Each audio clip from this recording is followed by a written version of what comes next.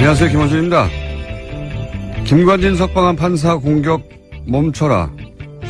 김관진 전 장관, 임관빈 전 실장을 석방한 신광렬 판사 관련 조선일보 어제자 기사 제목입니다. 기사는 신광렬 판사 비판 여론에 대해 법대 교수들이 뜻을 모아 성명을 냈다며 430명 법대 교수가 회원으로 있다는 전국 법과대학 교수회의 이호선 회장을 인터뷰하고 있습니다. 이 인터뷰를 통해 이 회장은 법관의 결정에 대한 과도한 비판은 헌법과 법치주의 정신을 무너뜨릴 수 있다는 위기감으로 교수들이 뜻을 모았다고 주장했습니다. 그런데 이 단체 홈페이지에는 그 430명이 누군지가 없고 뜻을 모았다는 교수들 명단도 없고 발표했다는 성명서도 없고 기자회견의 정보도 없습니다. 성명서도 기자회견도 없는데 성명 자체를 기사는 어떻게 한 거죠? 참여 교수들 명단도 없는데 뜻을 모았다는 건 어떻게 확인을 한 겁니까? 누가 언제 어디서 몇 명이 참여했는지 최소한의 정보도 없으면서 전국 법대 교수들이 뜻을 모았다고 기사를 쓰는 이유가 뭔가요? 제가 얘기해 볼까요? 신광렬 판사의 석방이 그만큼 말이 안 되니까 그래서 비판 여론을 어떻게든 물타기 해보려고 도둑이 재발이 저린 거 그거 아닙니까? 김원준 생각이었습니다.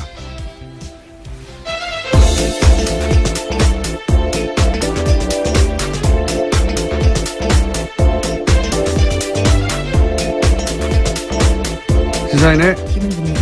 네. 오늘 첫 뉴스는 다 이제 북한 미사일로 모든 매체가 도배가 됐겠지만 저는 아닙니다. 저는 어제 이어서 이 전국 법과대학 교수회의 이야기를 좀 더 해야 되겠어요. 예. 어제 좀 이 단체가 어떤 단체인지 조사 좀 해보셨어요? 네, 어제 홈페이지가 다운되어 있어서요. 접속이 안 됐습니다. 계속해서. 접속자가 아마도 폭주해가지고, 예, 확인해 보려고 하는데, 홈페이지가 안 열린 걸로, 예. 근데 이제 폭주하기 전에 저는 다 봤거든요. 이미. 봤는데, 원래는 전국 법과 대학 교수, 회의가 아니라, 명칭이 달랐는데 이게 명칭이 변경됐어요, 작년에. 그리고 작년 2월에 사단법인화 되고, 이제 현 회장이 현출됐어요. 어제 말씀드렸듯이 알림마당 공지는 한 6개. 자료도 한 10여 개 수준. 예. 거의 회장님 혼자 운영하는 홈페이지 아닌가. 그 정도 수준이었는데, 사무실도 본인 연구실이나 그 옆방인 것 같고요. 예.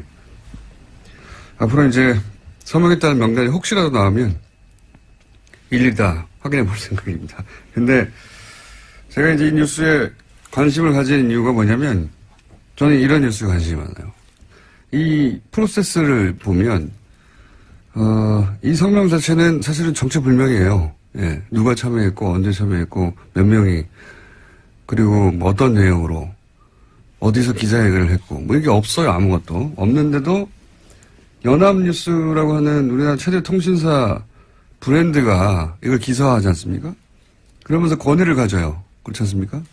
그리고 나서 포털 메인에 하루 종일 걸어둬요. 이렇게 되면 어떤 개인이나 혹은 일부 주장이 이런 프로세스를 거치면서 권위가 부여돼서 전 국민을 상대로 여론조를 할 수 있게 되는 거 아닙니까?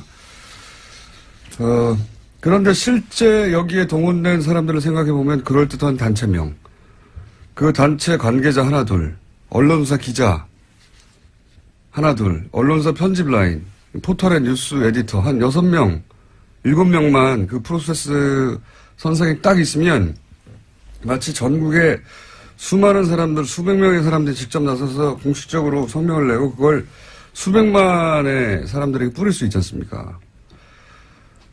얼마나 효율적이에요. 예, 몇 명의 이야기를 몇백만에게 뿌린다는 게. 이명박 박근혜 시절 이렇게 정말 많이 했거든요. 이 전형적인 어떤 그 여론 후도의 프로세스가 돌아가는 걸 또다시 보게 되는 거죠, 지금. 예, 그래서 저는 이 뉴스가 어떻게 실린 건지 도대체, 어떤 과정을 거쳐서 이게 도대체 전국에 400명 이상 법대 교수에 나서서 이렇게, 공식적으로 설명을 낸 것처럼 기사가 됐는지 저는 앞으로 꼭 밝혀야 되겠습니다. 그래서 왜냐하면 이게 한 번이 아니라 이런 일이 너무 많았기 때문에 과거에 아직도 이런다는 거죠. 저는 이 뉴스에 관심이 많습니다. 자, 앞으로도 계속 관심을 가져야겠다고 해놓고 이제 북한 미사일 얘기해보죠. 네, 안보 관련된 뉴스가 오늘 가장 큰 뉴스 중에 하나인데요. 오늘 새벽 합동참모본부는 북한이 탄도미사일을 발사했다고 밝혔습니다. 오늘 오전 3시 17분 정도 평안남도 평성 일대에서 동해상으로 탄도미사일 한 발을 발사했다라는 건데요. 합참에 따르면 군은 오전 3시 23분에 북한의 탄도미사일 도발에 대응했습니다. 동해상으로 적 도발 원점까지의 거리를 고려해서 지해공 동시 탄착 개념을 적용한 미사일 합동 정밀 타격 훈련을 실시했다라고 합니다. 오랜만이네요. 네, 75일 만입니다. 예. 지난 9월 15일 날 중장기 거리 미사일 쏘았습니다. 제가 여기서 주목하는 거는 시간대가 이제 새벽 3시. 예, 이건 이제 미국 시간대를 타겟하는 거거든요. 그리고 이게 일본을 넘어가지 않았어요.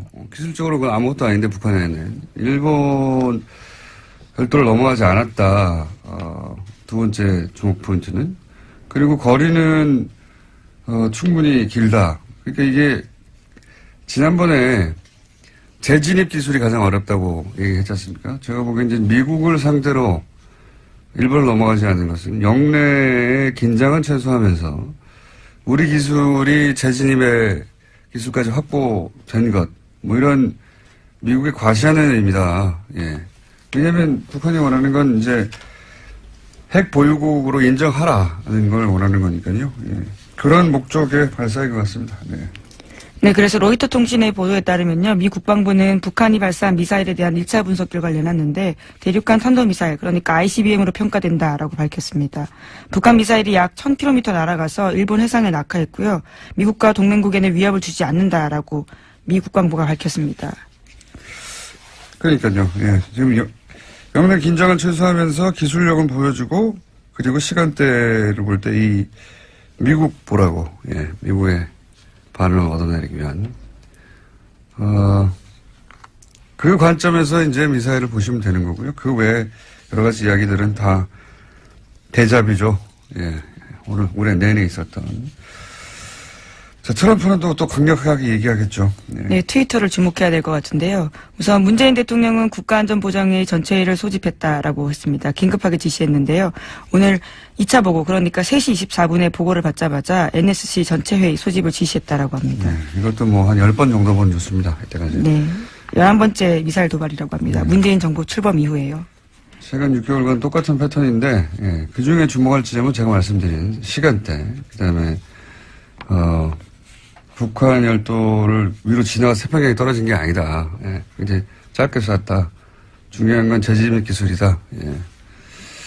그래서 이제는 기술을 거의 다 확보했다고 미국에 과시하는 그 관점에서 이제 보시면 되고요. 그 나머지는 뭐 동호 반복입니다. 자, 다음 뉴스는요. 네, 최윤수 전 국정원 2차장이 있습니다. 우병우 전 수석의 절친이라고 알려져 있는 인물인데요. 지난 26일에 검찰 조사를 받았는데 여기서 한 내용들이 일부 보도가 됐습니다. 최윤수 전 국정원 2차장이 추명호 전 국정원 국장의 우병우 전 민정수석 비선복을 알았다라고 인정했다라는 보도인데요. 오늘 아침 경향신문이 보도했습니다. 최 전 차장 같은 경우에는 피의자 신문 과정에서 수사팀이 내민 관련 보고서를 보고 혐의를 일부 시인했다라고 하는 건데 추 전 국장이 정식 보고 라인을 거치지 않고 청와대에 직보하는 것을 사실상 묵인했다라는 겁니다. 이게 뉴스의 의미를 좀 전달해 줘야 되는데 항상 뉴스가 이런 사실관계 중심으로 나오니까 핵심이 뭐냐면 이제 최윤수 전 2차장이 우병우 전 수석의 절친으로 알려져 있거든요. 예, 검찰 시절부터. 그래서 우병우 전 수석의 권유로, 예, 2차장에 갔다라는 게 지금 정설이죠. 예, 본인이 싫다고 했는데 국정원의 우병우의 라인의 정점으로 이 최윤수 2차장을 국정원에 가라고 한 사람이 우병우 본인이고, 그러니까 직통 라인이다. 그래서 최순실 라인이라고는 추 국장도 그 아래에 있었던 거다. 실제로는 이 모든 국정원과의 그 내통 혹은 거래는 우병우와 최윤수 선상에 이루어진 거다. 이게 이제 검찰이 보는 시각이에요. 예. 실제로 이병우 당시 국정원장 같은 경우에는요, 관련 사실들을 알지 못했다라고 검찰은 확인했다라고 합니다. 그러니까 보고 행위가 이뤄지는 것을 알지 못했다라는 거죠. 그러니까 이제 우병우의 국정원 라인, 직통 라인이 최윤수 2차장이라고 이제 검찰은 보는 것이고 그 직통 라인이라는 것을 입증할 일부 진술을 얻었다. 이런 내용입니다. 이렇게 되면 이제 뭐가 달라지냐면 우병우 전 수석이 국정원을 직통으로 이 사람과 거래하면서 이 차장과 거래하면서 불법적으로 뭐 감찰을 한다든가 정보를 빼낸다든가 혹은 뭐 그 감찰 얘기도 많았잖아요. 네, 그렇죠. 특별감찰관 같은 경우에는요, 불법 사찰했다라는 혐의들이 있는데요. 이석수 전 감찰관뿐만이 아니라 이광구 우리은행장, 그리고 김진선 전 평창 동계올림픽 조직위원장 등이 이름을 올렸습니다. 이석수 전 감찰관 같은 경우에 우병우 전 수석의 개인 비리를 캐고 있으니까, 이 국정원에 연락을 해가지고, 거꾸로 이석수 감찰관의 비리를 캐라. 라고 지시했다는 거 아닙니까? 심지어 운전기사까지 만나가지고, 이게 정보를 수집했다라는 거죠. 그러니까 이제 본인 개인 비리를 정상적으로 청와대 감찰 기능을 하는 기관에서 조사를 하자 국정원을 동원해가지고 거꾸로 불법이죠 당연히 그런 일에 동원했거나 혹은 최순실의 청탁 예를 들어서 뭐 이광구 우리은행장을 왜 사찰했느냐 한 달 전쯤에 뉴스가 나왔어요. 이제 은행장을 교체하려고 하는데 그 은행장을 교체하려고 할 때 정보를 추국장이 왔다 갔다 하면서 기존 은행장을 잘라야 새로운 은행장 자기 사람을 꽂을 거 아니겠습니까? 이게 최순실 쪽에 부탁을 받고. 그런데 이런 걸 했던 것도 결국은 이 차장 라인을 통해서 한 게 아니냐. 뭐 이런 수사가 이루어지고 있는 겁니다. 네. 그런데 과연 그렇게 해서 우병우 전 수석을 이번에는 구속시킬 수 있을 것인가? 그건 모르겠어요. 네, 오늘 오전 하도 많이 10시에 실패해가지고. 예, 다시 피해자라 신분으로 불려 나와서요 조사받습니다. 그런 뉴스입니다. 예. 다음 뉴스는요? 네, 국정원이 2013년 검찰의 대선 개입 수사를 막으려고 원세훈 전 원장의 개인 비리를 들이밀었다라는 한겨레 신문에 오늘 아침 보도가 있습니다. 그러면서 댓글 사건 수사를 중단시켜야 한다라는 보고서를 작성했다라는 건데요. 그러니까 국정원은 검찰 수사가 한참 진행되던 2013년 4월 달에 수사 무마를 위한 하나의 전략을 짰다라고 합니다. 검찰도 체면이 있기 때문에 원전 원장을 구속되긴 해줘야 되는데 그것이 개인 비리여야 한다라는 건데요. 일종의 빅딜을 해야 된다라는 보고서 내용이 있다고 합니다. 국정원은 이런 곳이에요. 국정원장을 했던 사람 아닙니까? 그 사람인데도 국정원이 살려고, 그러니까 국정원 댓글 수사는 하지 말고, 그래도 이제 검찰이 이렇게 나섰는데, 뭐 먹을 건 줘야 되지 않냐. 그러니까 개인 비리로 잡아가라. 이런 딜을 국정원이 기획해서, 예. 그러니까 국정원장, 예를 들어서 개인 비리들 캐고 있던 걸 가지고 이거 줄 테니까, 국정원이 관여된 댓글 공작은 놔주고 검찰에게 그냥 개인 비리로 구속시켜라. 그럼 니네 면도 살고. 네, 물론 그런 의사를 간접적으로 전달했는데 결과적으로 성사되지 않았다라고 해당 신문은 보도하고 있는데요. 소위 속죄한 카드라는 워딩이요. 보고서에 있다고 합니다. 이때 당시 최동욱 총장과 그다음 윤석열 수사팀장이요. 네, 지검장 두 양반이 이런 걸 안 받은 거죠. 예. 그래서 대신 그 두 양반이 날아간 거죠. 근데 국정원은 국정원장이었던 사람도 이렇게 써먹는 거죠. 쓰고 버리는 카드로. 국정원이 그런 곳입니다. 자, 다음 뉴스는요.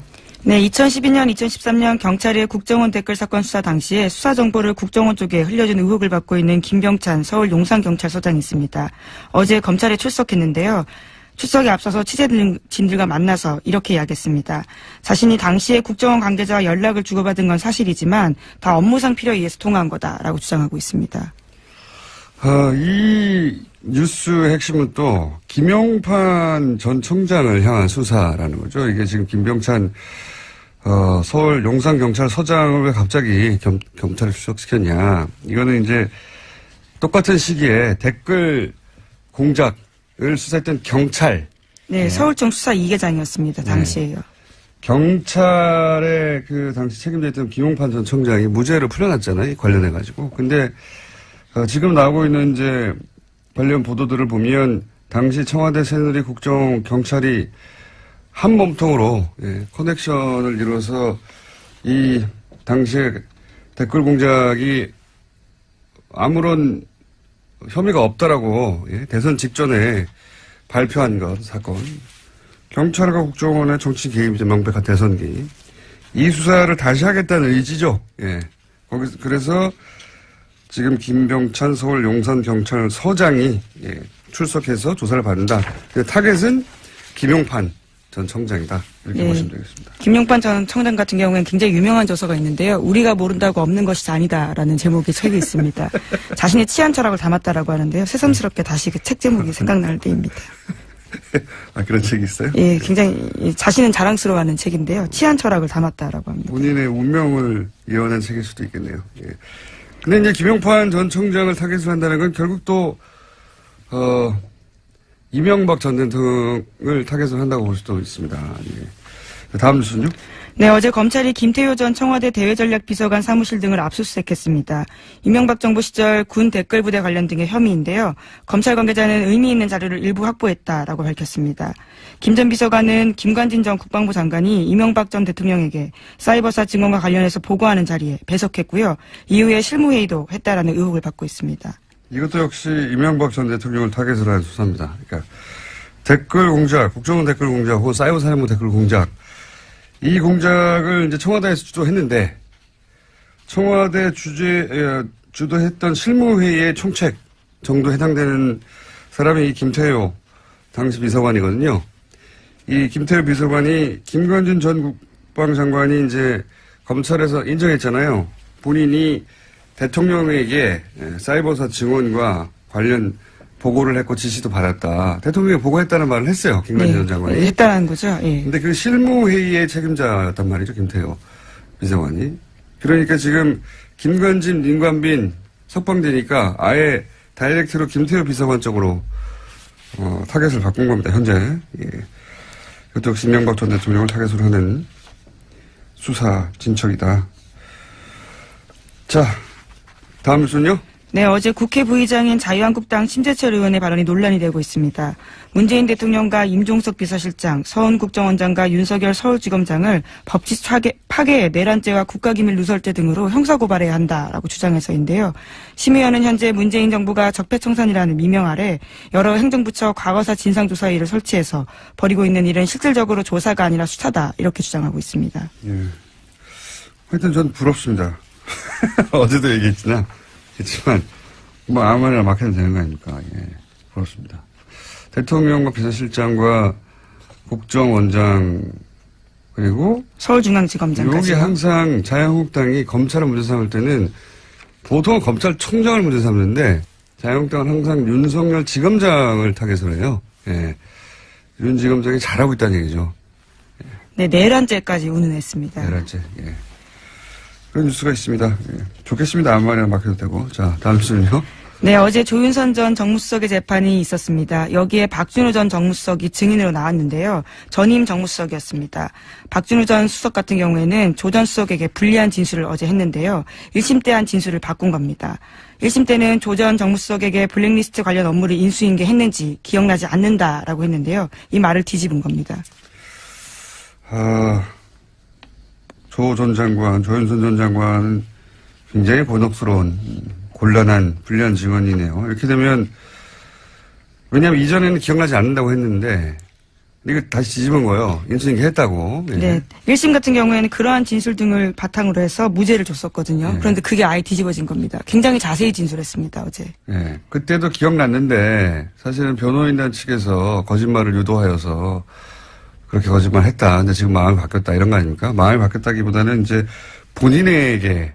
예, 검찰 수사를 받고 있는 상황이거든요. 본인에게 이 혐의가 오게 될 경우에 이제 어떡합니까? 자기가 벗어나야 되는데. 여하간 조 전 장관은, 예, 석방됐는데, 예, 굉장히 불리하게 됐습니다. 네, 시기와 장소, 워딩까지 굉장히 자세하게 이야기했습니다. 좌파단체 배제와 우파단체 지원은 박근혜 대통령과 김기춘 비서실장이 관심이 있는 사안이기 때문에 챙겨야 한다. 이렇게까지 말했다고 합니다. 자, 시간이 거의 다 됐기 때문에 이제 제목 체크하고 넘어갈까요? 예. 네, 신임대법관 후보로 두 사람이 제청됐는데요. 안철상 대전지법 법원장과 민유숙 서울고법 부장판사입니다. 이제까지 서울대 50대 남성으로 획일화됐던 대법원 구성에서 탈피해서 다양화가 시도됐다라는 평가받고 있습니다. 비서울대 출신 여성법관 그리고 소위 이제 엘리트 코스로 가는 법원 행정처 거치지 않은. 네. 그런 의미에서 파격이다. 예, 평가를 받고 있고요. 다음은요. 네, 국민의당과 바른정당 정책연대 협의체가 오늘 첫 회의를 엽니다. 바른정당 유승민 대표 같은 경우에는 또 자유한국당과 통합하지 않겠다라고 선을 그었고요. 하지만 국민의당 내에서는 반대파의 반발이 갈수록 거세지고 있습니다. 지금 이제 이 앞에는 바른정당이 그렇게 분당이 됐고 혹시 국민의당도 그런 길을 걸을까 싶어서 정당 관련해서는 인수가 계속 나오고 있습니다. 네. 자, 오늘 여기까지 하겠습니다. 네, 시사인의 김은지였습니다. 감사합니다. 평창 동계올림픽이 이제 70여일 남았다고 합니다. 네. 그래서 한번 짚어보기로 하겠습니다. 평창 동계올림픽 조직위의 공동집행위원장 최문순 강원지사님 전화 연결됐습니다. 안녕하세요, 지사님. 네, 안녕하십니까. 네. 반갑습니다. 네, 고맙습니다. 오랜만입니다. 네. 네, 오랜만입니다. 네, 고맙습니다. 지난번에 직접 나온다고 하시지 않으셨습니까? 글쎄요, 네, 한번 불러주시면. 네. 이번에도 모시려고 했는데. 네, 네. 예. 보좌관들이 시간이 없으시다고, 바쁘시다고. 네. 저희가. 죄송합니다. 네. 예, 모신 이유가 입장권 안 팔려서 걱정 많다고 그래가지고 저희가 모셨어요. 입장권이 네, 그렇게 네, 네. 많이 안 팔리고 있습니까? 네, 지금 뭐, 다행히 이제 초반에 이제 부진했었는데요. 예. 초반에 부진을 이제 극복하고 지금 막 팔리고 있는 중입니다. 지금 전부 100만 장을 팔아야 되는데. 예. 그 중에 이제 반을 넘게 팔았습니다. 지금 한 52% 정도 팔았습니다. 네. 원래 이 동계올림픽의 그 입장권 판매 추이가 2달 전에 50% 정도 팔리면 그게 정상적인 겁니까? 잘 팔리는 건가요? 뭐 이렇게 잘 팔린다고는 할 수는 없지만 그래도 비교적 정상에 가깝다. 그러니까 초반에 부진을 극복했다 이렇게 말씀드릴 수가 있겠습니다. 저희가 처음 섭외할 때는 안 팔린다 걱정이 태산이었는데 좀 팔리고 있는 와중이군요, 이제 그 사이에. 그렇습니다. 네, 네. 갑자기 판매율이 올라간 이유가 뭡니까? 그 사이에 이제 올림픽 성화가 들어와서 성화. 지금 이렇게 다니고 있고요. 다른 올림픽의 예를 봐도 올림픽 성화가 이제 들어와서 돌아다니면서 이렇게 흥행이 시작되는 모양입니다. 이제 올림픽 성화, 그 다음에 단체 구매가 또 많습니다. 단체 구매. 이렇게 조직별로 이렇게 단체 구매를 해주는 분들이 많이 있어서 이렇게 빠르게 좀 올라가는 것 같습니다. 나머지는 그 평창 요새 롱패딩 유행이는데 거기 끼워 팔면 다 팔리지 않을까요? 글쎄요, 그런데, 롱패딩이 의외로 다른 곳에서 이제 좀 예상치 못한 곳에서 흥행이 막 돼가지고요. 그것도 관심을 불러일으키는데 꽤 역할을 한 걸로 생각을 하고 있습니다. 알겠습니다. 그럼, 입장권은 그러면 크게 걱정하지 않아도 되는 추세다? 예. 그렇습니다. 연말까지 한 80% 정도 팔 수 있을 것 같고요. 예. 올림픽 전까지는 이제 완판해볼 목표를 가지고 있습니다. 완판, 예. 완판하시면은 완판나무를 한번 또 출연해 주시고요. 네, 네, 네. 그리고 또 언론 보도에 이제 숙박비가 너무 비싸다. 지금 일반인 예약도 안 받는다 이런 뉴스가 있던데 이 문제는 네. 강원도가 해결할 수 있는 문제입니까? 어떻게 합니까? 강원도뿐만 아니라 시군이 함께 해결해야 될 문제인데요. 예. 지금 초반에 지금 말씀하신 그런 일이 없지 않았습니다. 이게 초반에 이제, 왜 이런 일이 생겼냐 하면 올림픽 조직위원회하고 IOC에서 올림픽 운영요원들이 이제 쓸 호텔하고 콘도를 전부 이렇게 수용한다 그럴까 차출한다 그럴까 한 150개 정도를 이렇게 쓰게 됐습니다. 그러니까 다른 손님을 못 받게 된 거죠. 그러다 보니까 좀 좋은 숙박업소들이 좀 줄어들어서, 이제, 과열됐다 그럴까? 과열됐습니다. 그러다 보니까 이제 값이 좀 오르고, 그래서 약 한 방 하나에 50만원 선까지 올라갔었는데, 저희들이 여러 가지 자율적으로 협약도 하고, 또 단속도 하고, 또 실제로 이렇게, 실제로 계약이 잘 안 돼서 지금 한 28, 9만원까지 이렇게 값이 내려가 있는 상태입니다. 50만원. 그러니까, 2인 1실 기준을 말씀하시는 겁니까? 50만 원이? 그렇습니다. 네. 방 하나에. 대단하네요. 지금 많이 좀 내려갔고요. 네. 저희들이 이제 앞으로는, 강릉이나 평창 정선에 예약을 하신 분들은 제가 전화번호 1330, 이 콜센터로 전화를 하시면 저희들이 공정 가격으로, 정상 가격으로 예약하실 수 있도록 위치와 가격을 전부 안내하도록 하겠습니다. 1330으로 전화 주시면 고맙겠습니다. 지역번호 없이 그냥 1330으로 하면 됩니까? 그렇습니다. 네. 1330으로 전화하면 그 공평한, 그러니까 시장 너무 바가지 쓰지 않는 가격으로 예약을 대행해 줍니까, 여기가? 그렇습니다. 네, 네. 아니, 강원도에서 운영하는 곳이에요? 이제 강원도하고 그 관광공사 이렇게 같이 운영하겠습니다. 그렇군요. 네. 네. 여기서도 못 구해주면 그럼 대신 어떻게 합니까? 네, 거기서 저희들이 책임지고 구해드릴 거고요. 그 다음에 우선 그 개최 지역뿐만 아니라 예. 원주를 비롯해서 춘천 이게 교통이 좋아졌기 때문에 강원도 전역에서 이제 숙소를 구하셔도 대개 1시간 이내로 전부 강릉 평창에 도착하실 수가 있고요. 또 서울에서도 지금 이제 KTX가 12월 22일 날 개통됩니다. 서울에서 용산에서 강릉까지 한 1시간 반 정도 오시기 때문에 정 숙소를 못 구하시면 서울에서 다니셔도 괜찮습니다. 숙소를 다 해결해 주신다고 하시다가 큰소리 뻥뻥 1330 하시다가 안 되면은 기본적으로 이제 해결이 다 될 수는 있는데요. 예. 그래도 이제 혹시 아주 소수의 이렇게 과도한 요금을 받는 분들이 있으실 수가 있어서 네. 이렇게 저희가 공급을 늘리는 정책도 같이 갖고 있습니다. 네. 어쨌든 1330은 경기도하고 그리고 관광공사에서 하는 공식 네네. 번호고 여기서는 공정한 가격으로 숙소를 예약해 준다 이런 말씀이시고요. 그렇습니다. 네. 예. 그렇습니다. 네, 네. 이걸로도 해결이 안 되면 그냥 집에서 왔다 갔다 하면서 보라는 말씀이시고 네, 네, 네. KTX도 오니까 네. 그리고 또 보도되기로는 이제 너무 춥다. 개회식 네. 하는 그 장소가 거기 기념 콘서트를 했는데 그 네. 공연 보러 온 청소년들이 너무 추워가지고 병원에 네. 실려갔다는 얘기가 있었어요. 그렇습니다. 지난 이제 11월 4일 날 그 D-100일 콘서트를 이제 했는데요. 예. 아우, 저도 거기 있었습니다. 근데 뭐 너무 추워가지고 저도 그렇게 추운 줄은 몰랐는데 그날이 영상 4도였었는데요. 예. 근데 바람이 많이 불어서 그 체감 온도가 나중에 알고 보니까 그 자리가 옛날에 황태 덕장 있던 자리라고 그러더라고요. 그저 명태가 이제 바람이 센 자리에서 말리는 건데 네. 관중들을 명태 말리듯이 말린 거군요. 산바람으로. 네, 네. 근데 어떻게 해요? 이렇게 추면 관객들이나 영상 3도였는데도 그렇게 추웠으면? 그렇습니다. 근데 이제 올림픽이 열리는 2월 9일 날은 뭐 많이 내려가면 한 영하 8도까지 내려갈 수 있다고 그래서 저희들도 뭐 굉장히 걱정을 하고 있습니다. 근데 이게 뭐 추위라는 게 이게 위에가 터져 있는 그런 구조여서 아주 단칼에 뭘 해결할 수 있는 방법이 없어서 여러 가지 방법을 모두 지금 동원해서 연일 회의를 하고 있습니다. 바람막이도 좀 하고 또 이렇게 여러 가지 따뜻한 보온 제품들도 나눠드리고 이런 것들을 각종 다양한 해법들을 마련해 보도록 하겠습니다. 네, 위험장에서 옷을 많이 입고 오는 것을 해결해야 되겠네요. 예.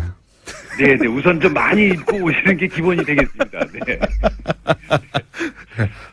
하긴 뭐 너무 추운 걸 어떻게 합니까? 예상보다 엄청 더 춥다 이렇게 좀 생각을 해주셔야 됩니다. 그러니까 저희들도 그 추위에 익숙해 있는 사람인데도 저희들이 예상보다 더 춥게 느끼니까 수도권에 계신 분들은 뭐 이 옷을 아주 몇 겹씩 껴입고 오셔야 된다 이렇게 우선 기본적으로 이렇게 말씀드릴 수 있겠습니다. 네. 지사님. 네네. 그거는 아무나 할 수 있는 말 아닙니까? 추우니까 옷을 많이 네. 특별한 대책이 있으십니까? 옷을 많이 껴입고 해야 되는 거. 대책을 뭐 다각도로 준비를 하고 있는데 일반적으로 느끼는 추위보다 이제 훨씬 더 춥다 이렇게 좀 미리 좀 말씀을 드리겠습니다. 네. 알겠습니다. 그 대책은 옷을 많이 입고 오는 것으로 말씀해 주셨고 네. 그리고 연결한 김에 네네. 이건 평창 얘기는 아닌데 평창 얘기는 이제 충분히는 아니어도 앞으로 저희가 개회식 다가가면 좀 더 연결하겠는데요. 연결하는 김에 MBC 최연소 사장을 지내셨던 분 아니겠습니까? 네. 네. 지사님께서는 최연소 사장을 하셨는데 네네. 최근 이제 사장 선출 과정이 있으니까 굉장히 관심 있게 보실 텐데요. 네네. MBC 사장을 하려면 직접 해보신 분으로 어떤 자질이 굉장히 중요합니까? 우선 뭐 제가 할 때 하고 또 좀 다른 자질이 있어야 된다고 보는데 우선 뭐 정치적 중립성과 독립성을 지키는 게 우선 큰 자질이고요. 근데 지금은 이제 그거를 넘어서서 경영 능력이 굉장히 중요할 것 같습니다. 그 이제 옛날하고는 달리 이 지상파 것들이 뭐 방송이 지금 뭐 다 그렇긴 한데 재정 상태, 경영 상태가 굉장히 나쁘기 때문에 경영 능력이 아마 굉장히 중요한 자질 중에 하나로 포함되지 않나 이렇게 생각이 듭니다. 방송 정상화를 시킬 능력은 기본이고 더 나아가서 이제 권력으로부터 방송을 지킬 그 자질은 기본이고 사실은 경영 능력도 있어야 된다. 네, 그렇습니다. 네. 이 경영 능력은 그게 미리 알 수 있습니까? 어떻게 합니까? 그 경영 능력이라는 것은 이제 방송의 독립성을 지키는 능력하고는 좀 다른데 예를 들어 그렇죠. 방송의 경영의 가장 수입원이 되는 게 이제 드라마가 되겠습니다. 드라마. 예, 광고인데요. 광고를 제일 많이 붙이는 게 이제 드라마죠. 드라마는 그 방송 작가라든지 연기자라든지 PD라든지 또 여러 가지 스텝들을 한 100가지 정도의 한 요인들을 한꺼번에 묶어낼 수 있는 통합 능력 같은 건데요. 그거를 해낼 수 있는 능력이 있어야 된다고 저는 생각을 하고 있습니다. 그러면 드라마국을 경험한 후보자야 좋다 이런 말씀이십니까? 꼭 그런 건 아닙니다. 꼭 하지만 그걸 이해해야 한다. 네네. 그런 이제 통합 능력. 이렇게 사람들의 이해관계를 잘 조절해내고 사람들을 이제 묶어내고 이런 능력이 있어야 된다고 생각하고 있습니다. 네. 알겠습니다. 그리고 저희 그 PD가 갑자기 네네. 보통 이렇게 청탁 질문이 안 들어오는데 질문이 하나 중간에 들어왔어요. 네네네. 올림픽 기간 중에 TBS 영어 방송이 있거든요. 예. 그래서 아마 영어 방송. 네. 네. 영어 방송이 현장 방송을 할 계획인가 봐요. 예. 아, 그러시군요. 네. 그러시군요. 네. 그래도 되는 거죠? 아, 네, 물론입니다. 예, 그래 되는 게 아니라 와주셔야죠. 제가 잘 모시도록 하겠습니다. 거기 우리가 이제 그 언론 활동을 옆에서 지원할 수 있도록 이렇게 센터를 만들어 놓고 있습니다. 거기 호텔 하나를 빌려가지고요.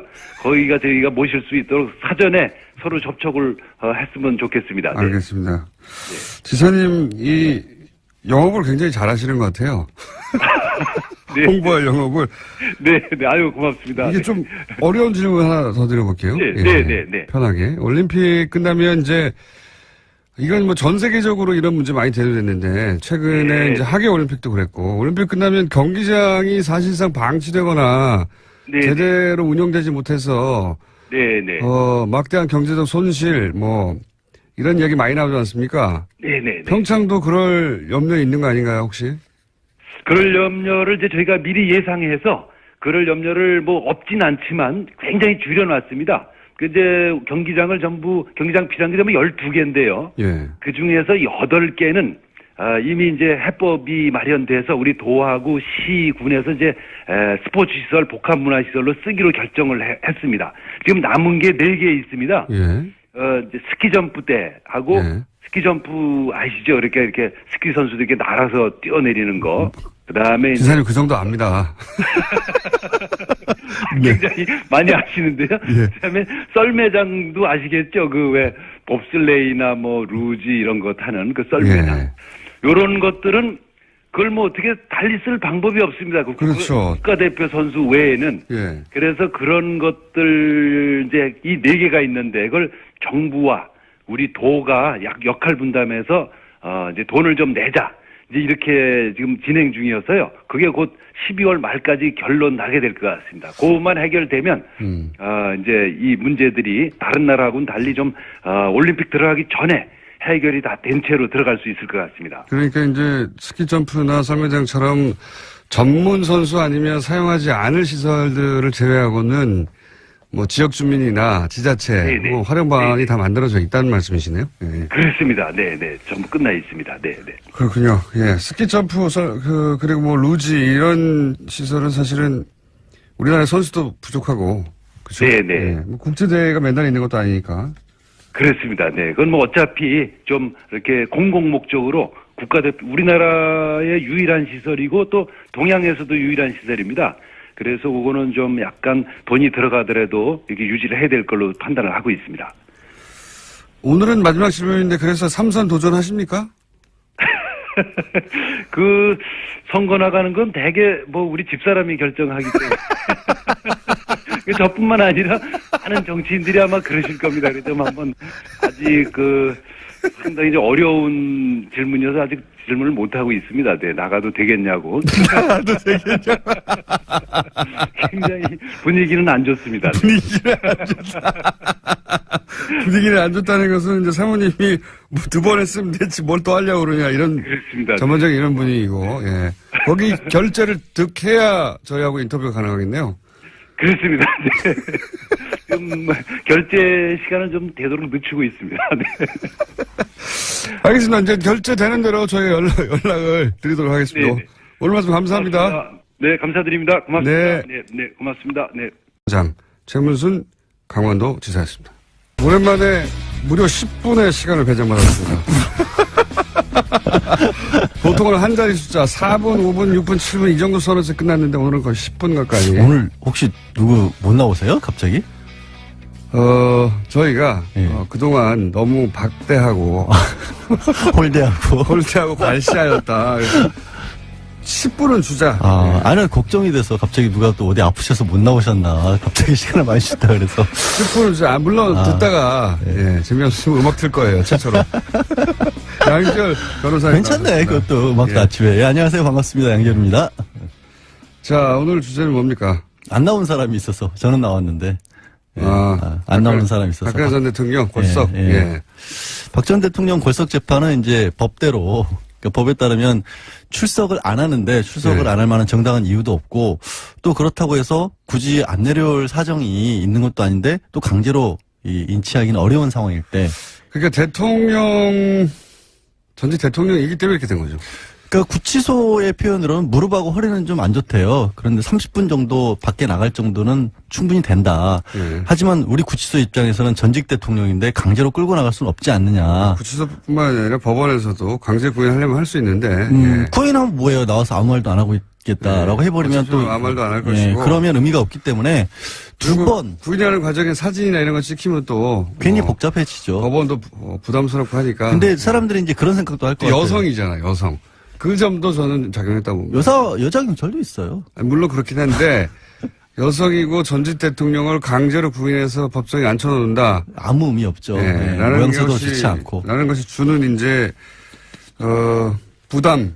그것 때문에 이제 못하는 거죠. 다른 부담은 혹시라도 일각에서 이미 나오고 있는 얘기처럼 그럼 자리에 있지도 않은데 재판을 하면 네. 결국은 본인이 포기했다고 할지라도 역사적인 기록인데 이게 반론권도 보장 안 해주는 거 아니냐. 원래 앉아있을 때도 반론을 안 했어요. 입은 안 열었죠. 네. 어쨌든 유영하 변호사라도 얘기를 하지 않았느냐. 근데 이제 법원에서 그런 부분을 의식을 해서 월요일 날 42일 만에 재판이 열렸는데도 불구하고 당장 골석 재판을 한 게 아니라 마지막으로 한 번 더 이 안 나오면 불이익을 받을 수 없다라는 점을 충분히 전달을 하고 전달을 했다라기보다 전달을 했다는 것을 기록에 남긴 거죠. 법정 기록에. 저는 유영하 변호사보다 이 국선 변호인단이 박근혜 전 대통령에게는 100만 배 낫다고 봅니다. 100만 배. 사실은 102만 배. 그렇게까지 얘기를 하시면 네. 뭐 저도 할 말이 없는 게 비슷한 생각을 하거든요. 왜냐면 유영하 변호사는 정치인이었잖아요. 정치적으로 대응했지. 사실 재판에 떠난 지 오래됐고 네. 이분은 선거만 3번인가를 출마를 했었던 분이라서 실질적으로 뭐 법정 일을 그렇게까지 열심히 하기는 어렵지 않았느냐 상식적으로 봤을 때. 탄핵 심판 때부터 저쪽은 왜 저렇게 대응하지? 이때까지 망하는 길로만 달려왔거든요. 계속해서 전면적인 부인을 했으니까. 그리고 네. 반론권이라는 게 별로 의미가 없는 게 어차피 이 사안 자체를 사실관계를 열심히 다투거나 그런 쪽보다는 기본적으로 그 얘기 했잖아요. 탄핵 전에 1월쯤인가 기자회견 아닌 기자회견 해가지고 이렇게 저렇게 해가지고 요렇게 저렇게 엮어가지고 네. 오래전부터 준비해가지고 나를 몰아넣은 것이다 음모다 이렇게 그러니까요. 밖에 이 시간을 재판을 안 보고 있기 때문에 그 입장을 고스란히 또 유영하 변호사는 대변을 해왔거든요. 게다가 지금 5명의 국선 변호사를 지금 국선 전담 사무실에서 끌고 왔는데 이분들이 사실 대한민국에서 형사재판 제일 많이 하는 사람들이거든요. 아니, 이분들은 변호사들은. 전문가들이 맞아요. 맞아요. 네. 예전에 정말 예전에는 국선 한다 그러면은 뭐 실력이 없다거나 대충 해준다고 했는데 전담 사무실 그런 분위기 전혀 아니거든요. 그리고 이분들은 본인이 원하지는 않았지만 어쨌든 세계의 재판을 맡았기 때문에 그럼요. 자신의 실력을 발휘하기 위해서라도 열심히 하게 돼 있고 법리적으로 치열하게 다투게 돼 있어서 제가 보기에는 유영하 변호사 그리고 박근혜 전 대통령이 소위 이제 이것은 정치적 음모다. 그리고 우리는 아프다. 이거 두 개 말고 한 게 뭐 있습니까? 그것만 해왔는데 그래서 끊임없이 불리해져 가다가 지금은 이제 우리는 정치적 탄압을 이렇게까지 받고 있다. 소위 이제 박근혜 대통령은 아무런 법적인 방어권을 행사하지 못하고 있다. 이런 이미지를 주려고 손을 놨는데 그 덕분에 오히려 새로운 변호사들이 비로소 이제 법적인 방어권을 제대로. 근데 조금 네. 새로운 변호사들도 사실은 딱히 새로운 걸 할 건 없는 것 같아요. 왜냐면 어제 걸작 재판을 시작을 했는데 사람이 도와주지 않으니까요. 사람이 도와주지 않고 다툴 여지가 크게 많지 않은 게 왜 두 가지를 어제 다퉜거든요. 어제 이미 걸작 재판 시작했어요.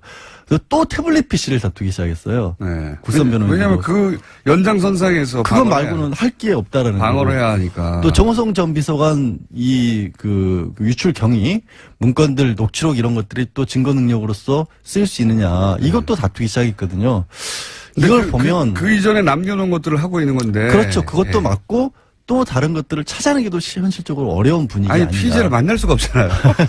만나야지 서로 의논해 가며 어디를 공략하자 혹은 뭐 아니 뭐 세 번 편지는 보냈는데 네. 첫 번째만 답신이 오고 그 다음부터는 아예 답장도 안 한다는 거 아니에요. 왜 내가 안 만나겠다고 했으면 됐지 두 번 세 번 귀찮게 하느냐 그런 분위기인 거고 그래서 나오는 부분들은 업무 인수인계도 사실은 제대로 못 받은 것 같기도 해요. 어제 이제 재판장에서 약간 진풍경이 벌어진 게 재판장이 요거는 이미 이전 변호사들이 동의한 거니까 넘어가시고요. 이거는 아니고요라고 또 설명까지 해줬거든요. 보통 그런 상황에서 업무 인수인계 못 받아서 나오면 혼나는데 증거 동의 부동의 이거 사실관계 자체도 전달을 안 했군요. 그렇지 않나 싶어요. 왜냐하면 5명이라고 가장 기본인데. 그렇죠. 예. 그러니까 그런 요 얘기를 증거는 채택이 안 됐고요. 이거 알려줘야 되는데 예, 그것도 안 알려줬군요. 뭐 그래서 딱히 보면은 불리할 것도 없고 유리할 것도 없고 무엇보다 이게 재판이 불리해진다 유리해진다라는 것을 따질 수가 없는 게 공범들이 다 있잖아요.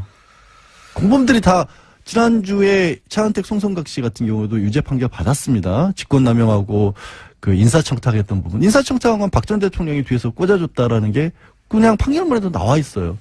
그럼 이재용 부회장 이미 항소심 진행 중이지만 유죄 판결 받았고 뇌물 줬다는 쪽. 총성 전 비서관 이번 주 금요일이죠?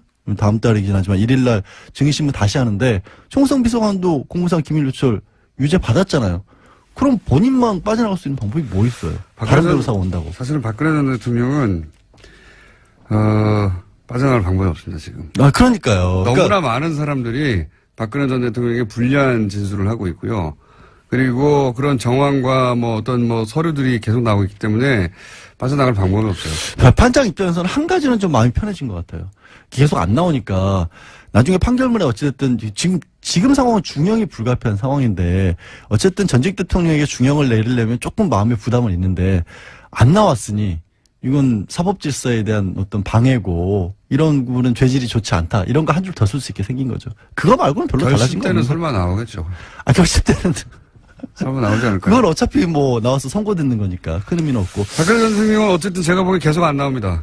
문제는 예. 지금 한 달째 사실 유영하 변호사도 안 만나고 있다는 거예요. 그건 이미 얘기됐을 거예요. 처음에. 근데 사람이 한 달째 아무도 안 만나고 일반 면회도 안 하고 말도 안 하고 있다? 그거는 정상적인 상태가 아니잖아요. 구치소 내에서 구치소장이나 그분들하고 얘기를 하는지 안 하는지 심리상담 같은 거 한다고요?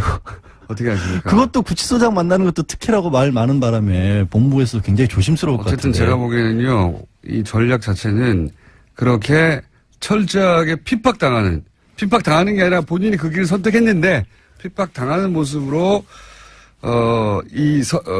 재판을 응한다. 예. 왜냐하면 그거 말고는 전략이 없어요. 이게 만약에 변호인이 들어와서 하는 일은 뭐냐면 가장 기본적으로 이건 인정하고 이건 하지 말자를 해야 되는데 그 18개 중에 하나라도 하는 순간 내가 아까 말했던 것처럼 이렇게 저렇게 엮여가지고 누군가의 음모에서 이렇게 당했다는 말을 못 꺼내잖아요. 그러니까 철저하게 부인하는 쪽으로 갈 수밖에 없는 거죠. 끝났나요? 네. 자, 안녕히 가세요. 네, 양재열 연결했습니다. 나오셨습니다. 안녕하십니까. 네, 안녕하십니까. 3부 시작하기 전에 이제 하와이 보내달라는 저희 시그널. 의미는 아시죠? 예. 오늘 코너 끝나고 가시는 길에, 예, 사장님 좀 면담 좀 가주세요. 예. 같이 가자, 하와이. 같이 가자. 예. 시사방송 지수는 2자리 청취율, 달성했는데, 말씀이 없어요. 네, 말씀이 도대체. 사실 구약을 한번 보셔야 될 것 같아요. 첫 문장이 태초에 말씀이 있었다 이렇게 나오는데. 자, 이번 주도 뭐 사건 사고가 없는 날이 없는 정치판인데 또 큰 사건들이 몇 개 있었습니다. 우선 지난주 김관진, 임관빈 두 국방부의 전 실세 핵심 책임자들 댓글 공작 관련해서 구속이 됐다가 신광열 수석 형사부장 판사에 의해서 구속적부심 통해 석방됐습니다. 이거 크게 논란이 됐는데 어떻게 보십니까? 네, 저는 이게 상당히 어떤 빙산의 일각처럼 보이지만은 네. 그 밑에는 더 큰 이제 이 빙하가 있는 네. 좀 위험한 어떤 상황이라고 보여집니다. 왜냐면은 지금 영장 전담 판사는 중견 판사들이거든요. 예.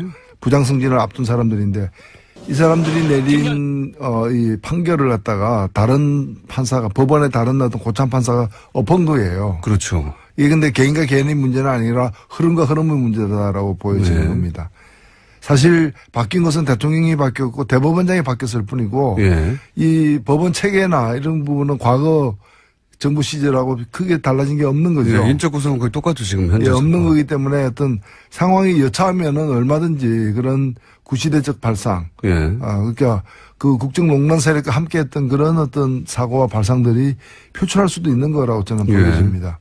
예, 그렇기 때문에 아직 물론 이제 최종 결론이 난 건 아니죠. 예. 이건 이제 구속 여부를 다투는 문제일 뿐인데 구속적부심이 이렇게 인용되는 다른 특별한 어떤 사정의 변경, 예. 뭐 증인이 이제 증거가 새로 제출됐다거나 또는 다른 어떤 혐의 사실이 드러났다거나 하는 것도 아닌 상황에서 보통은 이제 합의가 안 된 채 구속됐는데 나중에 합의가 돼서 그러면 이제 구속시킬 이유가 없다 이렇게 풀려나는 거거든요. 그렇죠. 사정이 변했을 예. 때, 변경됐을 때. 근데 그 그래서 사실 구속영장 적부심에서 인용되는 그 확률이 통계적으로 한 16% 정도밖에 안 돼요. 네. 그것도 그런 사정 변경이 있을 때만. 사정 변경이 있어서 다 된 거기 때문에. 네.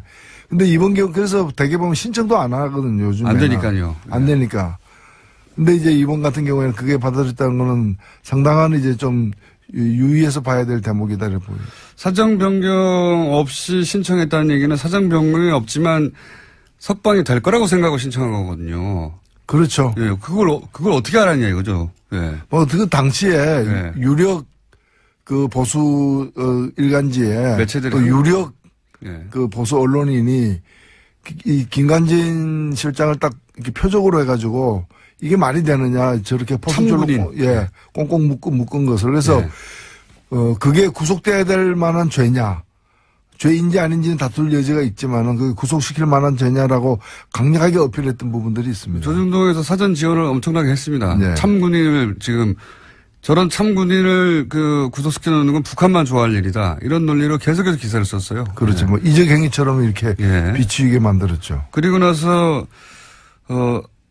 신청했을 때조차 다들 법조인들이 이거 될 리도 없는데 왜 신청하나 그랬거든요. 예. 심지어는 본인조차도 예. 김관진 본인조차도 처음에는 신청하는 거 변호인들이 신청하자고 할 때 망설였다는 거 아닙니까? 그런데 설마 한 게 실제 이루어졌는데 이게 이제 단순히 법리를 다퉈서 법리상 영장실질 심사를 한 그 판사들이 잘못 법리를 적용했기 때문에 뒤집었다라고 해석하는 것 이상의 이제 그 흐름이 그 뒤에 있다 이렇게 보시는 거죠. 네. 예. 그렇게들 다들 보는데 이게 이제 김관진 전 국방장관이 사실은 검찰에서 본인이 이명박 전 대통령에게 보고하고 지시받았다 이런 얘기 했거든요. 예. 그러면 이제 그 다음은 구속된 다음에는 그거 조사를 더 해서 결국은 이명박 전 대통령을 타겟으로 하는 그 수순만 남은 단계에서 풀려난 거죠. 그렇죠. 결국에는 어찌 보면 이거는 예고편인 것이고 이제 이명박 전 대통령을 어떻게 다루느냐, 예. 다룰 것인가 법원이 예. 이 문제와 또 직결되어 있습니다. 그 구체제의 반격이 시작됐다. 예. 그 서막 같은, 예. 그런 사건이 아니겠는가. 대표님도 그렇게 보시는 거죠? 그렇죠. 이게 네. 바뀐 것은 대통령밖에 없다라는 걸 명심해야 될 것 같아요. 그걸 다시 한번 확인시켜줘서 네. 사람들 좀 긴장시키는, 예. 그런 뉴스입니다. 그리고 또, 요것도 재밌는 뉴스입니다. 예. 심재철 국회 부의장입니다. 예. 네. 국회의장 말고 부의장이야 되는 분이 뭐라고 했냐면 문재인 대통령이나 실장이나 국정원장이나 혹은 윤석열 지검장 보통은 이제 검찰총장을 거론하기 마련인데 윤석열 지검장이라고 특정해가지고 서울지검장을 내란죄로 고발해야 된다고. 원래 자유한국당에서 어떤 워딩을 내놓을 때는 그냥 하는 법이 없고 뭔가 이렇게 흐름 속에서 하는데 이 내란죄로 고발해야 된다는 건 어떻게 보십니까 이건? 예, 이게 뭐 어처구니 없는 거죠. 이걸 뭐 따지고 논리적으로 반박할 어떤 그런 상황도 아닌 것 같고요. 이게 참 이게 그 좀 건강이 이제 걱정이 되는 거죠. 예, 특히 이제 정신과 쪽에 뭐 질환이 있는 게 아니라면은 이런 발상이 왜 나오는지 의심스럽고 오히려 저는 그렇게 해서 보여집니다. 지금 자유한국당의 그런 뭐 리더들이 이 지나온 과정, 자신들이 모시던 대통령이 구속되고 정권이 넘어지는 붕괴되는 이런 상황에 대해서 냉정하게 반성할 거 반성하고 끊을 거 끊고 정리할 거 정리해서 그 다음 역사적 단계로 넘어가는 과정이 아니라는 거예요. 오히려 그 트라우마에서 지금 못 벗어나고 있는 것 같습니다. 그러다 보니까 뭐 예를 들면은 아직도 무슨 그 태블릿 PC가 가짜다라고 얘기를 하고 아직도 거기 매달려 있어요. 예, 그거 바꾸면 뭐가 달라질 것처럼. 네. 그다음에 심지어는 뭐 흥진호 선언 내려오는 거 저를 간첩이라고. 갖다가 뭐 간첩이 내려오는 거 아니냐라고 그래서 마스크 썼다 뭐 이런 얘기를 하는 일반인들이 들으면 예. 도저히 받아들일 수 없는 내용이군요, 이게. 그렇죠. 예. 이래 되면 아마 좀 더 가면은 그 문 대통령에 대해서 탄핵갑니다. 예. 헌법재판소 넘기자. 뭐 이런 또 발상이 나올 수도 저는 있다고 보고. 그러니까 자신들의 정권이 탄핵으로 무너졌으니 그 정도 수위로 반격을 해야 된다고 생각하는 것 같아요, 지금. 바로. 그래서 뭐 내란죄 얘기 나오고. 지금 제 정신이 아닌 거죠. 내란죄가 아니라 정신 창난죄죠. 근데 이제 국회 부의장이 농담으로 한 게 아니라 진지하게 얘기를 했습니다. 진지하게 얘기를 했고. 그리고 자유한국당 얘기를 좀 더 하자면 지금 원내대표가 이제 곧 네. 얼마 안 남았습니다. 아마 다음 주 정도면 이제 원내대표가 결정될 것 같은데 원내대표는 또 원내에 이제 대여 투쟁을 주도하기 때문에 중요한 사람인데 지금 이제 친박의 홍문종 그리고 이제 홍준표 대표 8호 분류되는 김성태 지금 김성태 의원 같은 경우 그쪽으로 분류되고 있습니다. 그리고 과거에 친박이었는데 약간 MSLC에다 나오신 한선교 의원 등등 몇 분이 경합을 벌이는데 어떻게 보십니까? 어떻게 될 거라고 보십니까? 예, 박근혜 전 대통령이 실은 공천을 2번 했습니다. 그러니까 네. 2016년 때도 공천권을 행사를 예. 사실상 했다고 봐야 20대 되는 총선 거고. 때, 예. 그다음 19대 때도 한 거거든요. 예, 예. 그렇기 때문에 그 내부에 그 박근혜 전 대통령 측의 어떤 후광으로 당선된 분이 상대적으로 많다고 다수죠. 볼 수 있습니다. 예, 여전히. 예. 예, 그럼에도 불구하고 박 전 대통령은 이제 다시 재기가 불능한 상태이기 때문에 예. 친박이라는 그 정체성 아이덴티티로 계속해서 이렇게 뭉쳐다니거나 다시 부활하거나 재기를 노리거나 하기 어렵다고 보여집니다. 예. 그래서 저는 표를 얻기 위해서 이제 좀 친박의 유화적인 태도를 취할 수는 있을지 몰라도 친박이 그 세력을 유지하면서 다시 권력을 잡는 식으로 넘어가지 못할 것이라고 보고 오히려 지금으로서는 대표가 이제 홍준표 대표니까 그쪽하고 이제 김무성 전 대표 예. 쪽이 어떤 합동으로 해서 가되 결국에는 원내대표 뽑히는 순간부터는 친박 대 비친박의 싸움이 아니라 결국에는 친홍 대 친김무성 이 갈등으로 이제 국민이 넘어갈 것이고 지금 그 전 단계에서 지금 벌어지는 일들이 아닌가 보여집니다. 그렇다는 얘기는 뭐 그렇게 분석하는 이야기도 저도 듣기도 했습니다만은 그러니까 친박은 구심점이 없다 이제 없으니까 그 다음 당을 장악할 누군가가 있어야 되는데 현재 당대표는 홍준표 대표 개라고 할 수 있는 국회의원이 몇 명 없거든요. 네. 네. 반면에 김무성 전 대표는 과거 거의 대선 주자급이었고 그리고 당대표도 오래 했고 지금 바른정당에서 몰고 온 사람들도 있으니 당대표는 아니지만 김무성계가 결국은 당을 장악하지 않겠냐. 지금은 친박을 대항해서 홍준표와 김무성이 손을 잡았으나 예. 일단은 원내대표가 뽑히면 서로 견제하거나 결국은 홍준표 다음은 김무성계가 다시 당을 장악하는 뭐 이런 그림도 네. 또 그것까지 내다보고 또 그 바른당에서 나와서 예. 또 배를 갈아타지 않았을까 이렇게 보이는 거죠. 그렇군요. 그러면 김성태 의원이 원내대표가 될 가능성이 높다 이렇게 보십니까? 저는 상대적으로 그렇다고 봅니다. 흐름은 그쪽으로 가고 있는 거 아니냐고. 근데 원내대표는 항상 국회의원들조차 네. 누구 표 줄까 물어보는데 안 맞잖아요, 이게. 원내대표는 항상. 표 계산이. 예.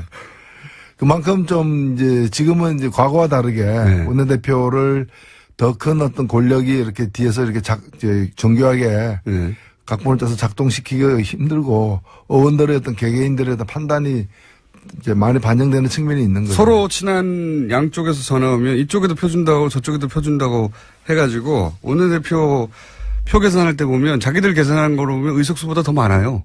보통은. 그래서 대개 보면은 이제 뭐 인기가 많은 사람이 원내대표 된다기보다는 확실한 비토 세력이 적은 사람이 그러니까요. 되는 경우가 많죠. 네. 김성태 의원이 원내대표가 될 가능성이 높다고 전망을 하셨고 만약에 이거 내기 하나 할까요 그러면?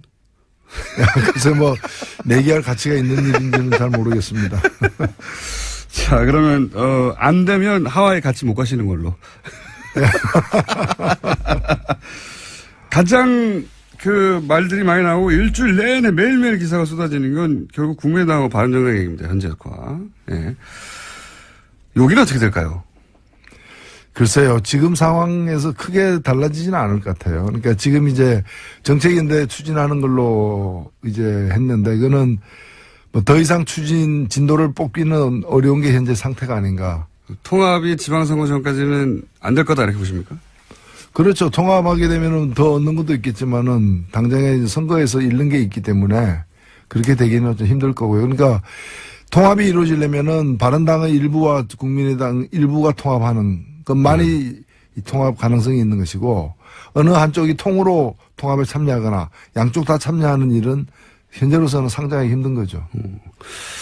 국민의당 내부를 이제 놓고 얘기하자면 이제 국민의당에서 안철수 대표계와 그리고 흔히 이제 호남계라고 불리는 다선 의원 중심의 그 박지원, 천정배 그리고 정동영 이분들을 중심으로 한 그렇게 통합은 안 된다. 파 이렇게 크게 갈리지 않습니까?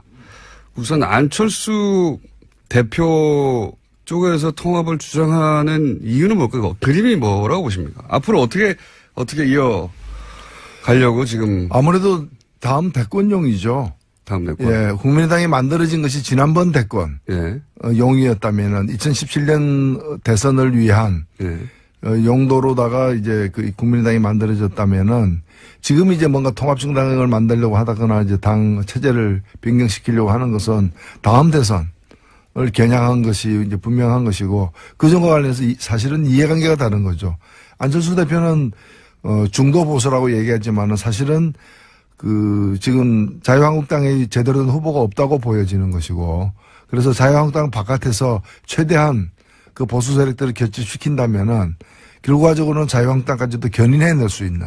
자유한국당이 지방선거에서 큰 성적을 못 낼 경우에 원심력에 의해서 떨어져 나가는 사람들을 이제 흡수해서 몸집을. 그래서 자유한국당이 그때까지 온전하게 지금 형태로 존재할지는 그 가봐야 알겠지만 하여튼 그 세력들과 연합해서 정권을 창출하겠다라는 그런 이제 발상이고 그런 점에서 국민의당 내에 뭐 예를 들면 호남이라거나 호남 세력이라거나 이런 부분들하고는 이해관계가 일치하지 않을 수 있는 것이죠. 그러니까 이런 거죠. 뭐 재개발해가지고 뉴타운 짓겠다. 라고 하는데 개발업자와 원거주민들의 이해관계가 일치하지 않는 거죠. 원거주민 입장에서는 좀 나아질지 몰라도 사실은 그렇게 되면은 뭐 용적률 제한이라거나 여러 가지 때문에 큰 평수 나오지도 않고 또 자기 부담금은 더 커지는 네. 자기가 부담할 건 많아지는 네. 그래서 선뜻 꼭 뉴타운 지어야 되느냐 이대로 있는 게 더 낫지 않느냐 다른 개발 방법은 없느냐 이제 그런 걸 갖다가 이제 좀 노리는 거죠. 근데 개발업자 쪽에서는 이렇게 하면 우리가 더 많이 번다. 예. 그렇죠. 예. 근데 사실 서울에도 보면은 이런 식으로 추진되다가 결국에는 이해관계가 조율이 안 돼가지고 뉴타운 계획이 이렇게 폐기된 지역들이 많거든요. 많습니다. 네. 예, 실제로. 그러니까 안철수 대표는 확실하게 우쿨릭, 그러니까 초반 등장했을 때만은 하더라도, 상대적으로 진보적인 후보로 평가받고 본인도 그렇게 포지셔닝을 했는데 대선 이후의 포지션은 점점 오른쪽으로 가서 이제는 바른정당 그리고 자유한국당에서 일부 세력을 제외한 보수.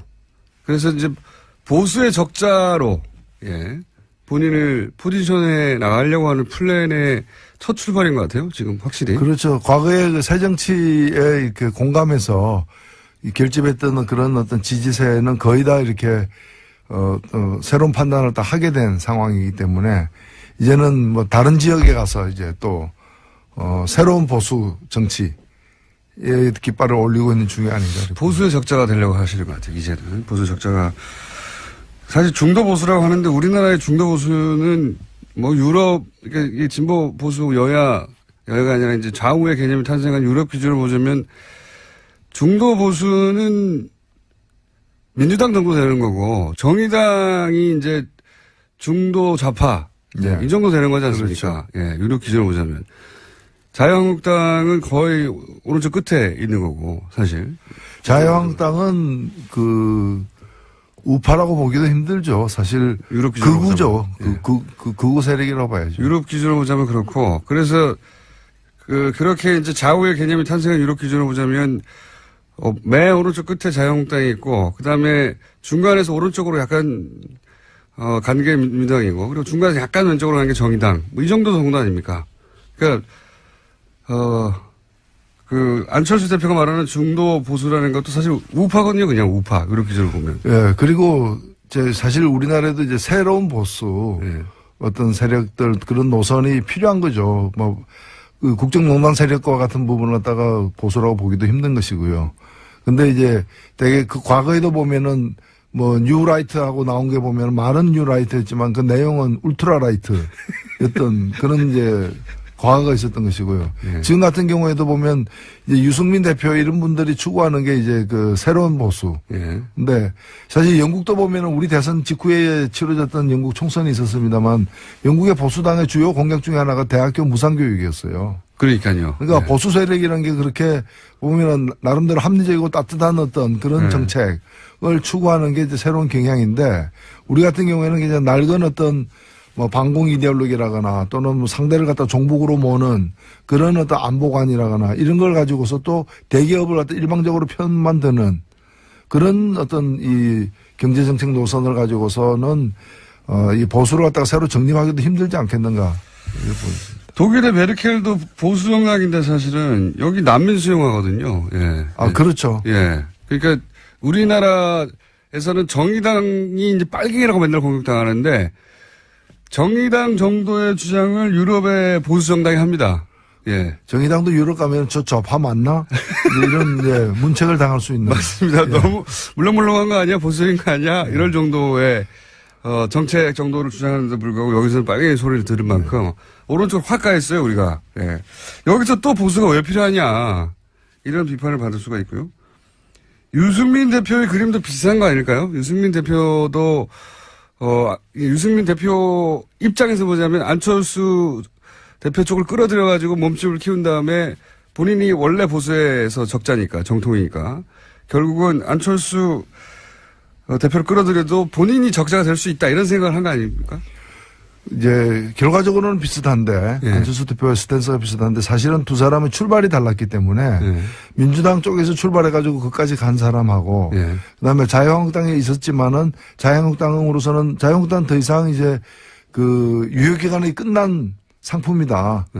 이제 그래서 자유한국당으로 다시 들어가지 않고 바깥에서 이제 제대로 된 보수를 갖다가 규합해서 세워나가겠다는 그런 사람하고는 같지가 않은 거죠. 출발이 다른 분인데. 그래서 어찌 보면 그 유승민 대표는 좀 뭐 험한 길을 갖다가 가겠다.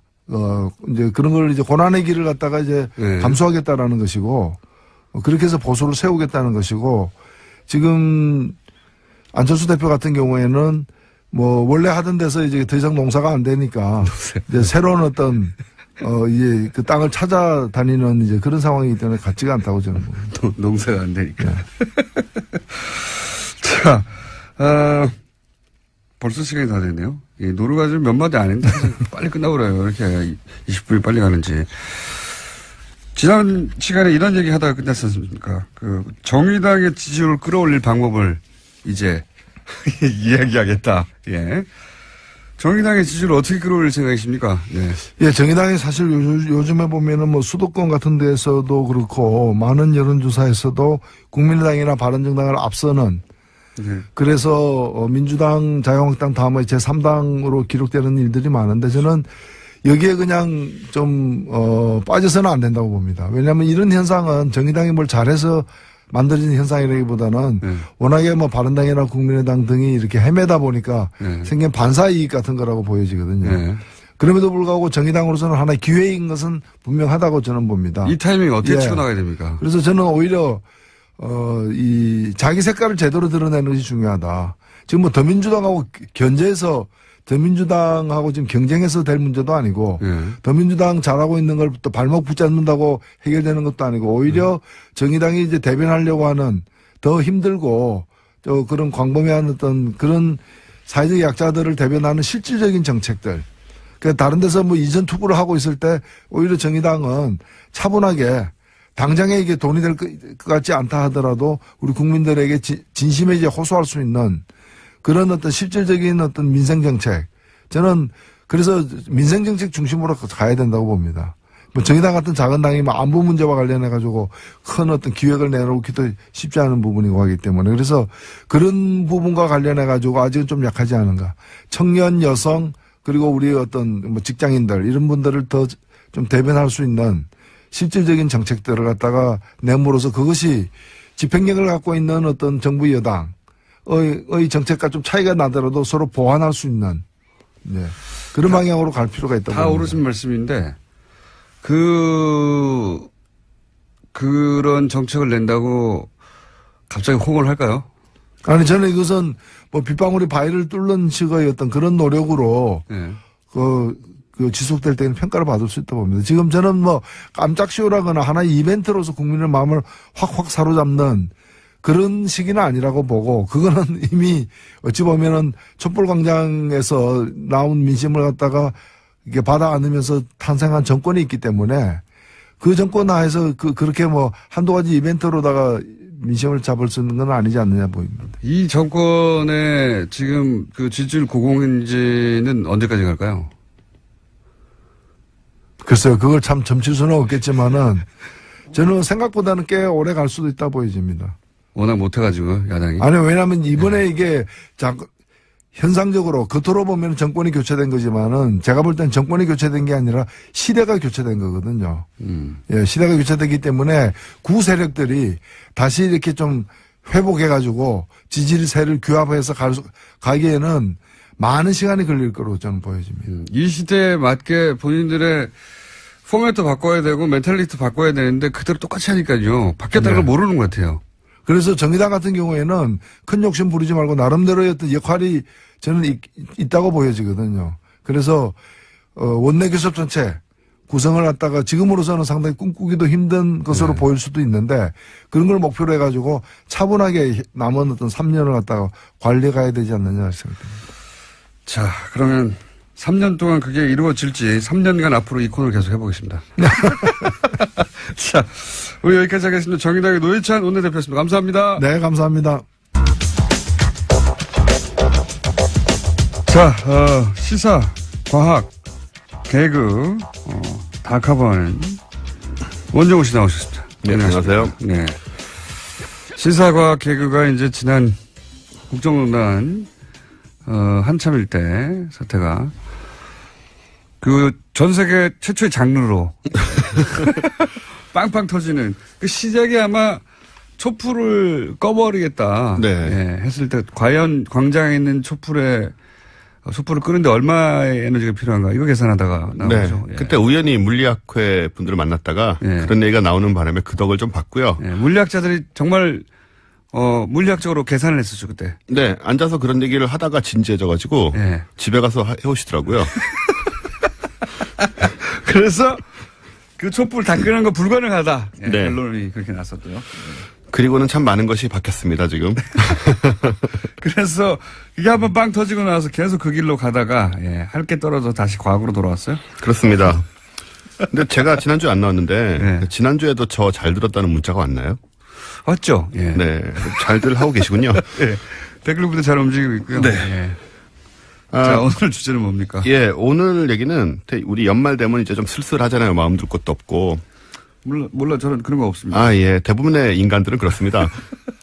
그래서 우리, 인간들의 마음 둘 곳을, 이제 주기 위해서, 이제, 소소히 새로운 것들이 등장하곤 하는데, 오늘은 인공지능 종교가 등장했다고 해서, 인공지능 종교. 저도 처음에 무슨 얘기인가 하고 봤더니, 인공지능을 믿는 종교? 그렇습니다. 인공지능을 신으로 숭배하는 종교입니다.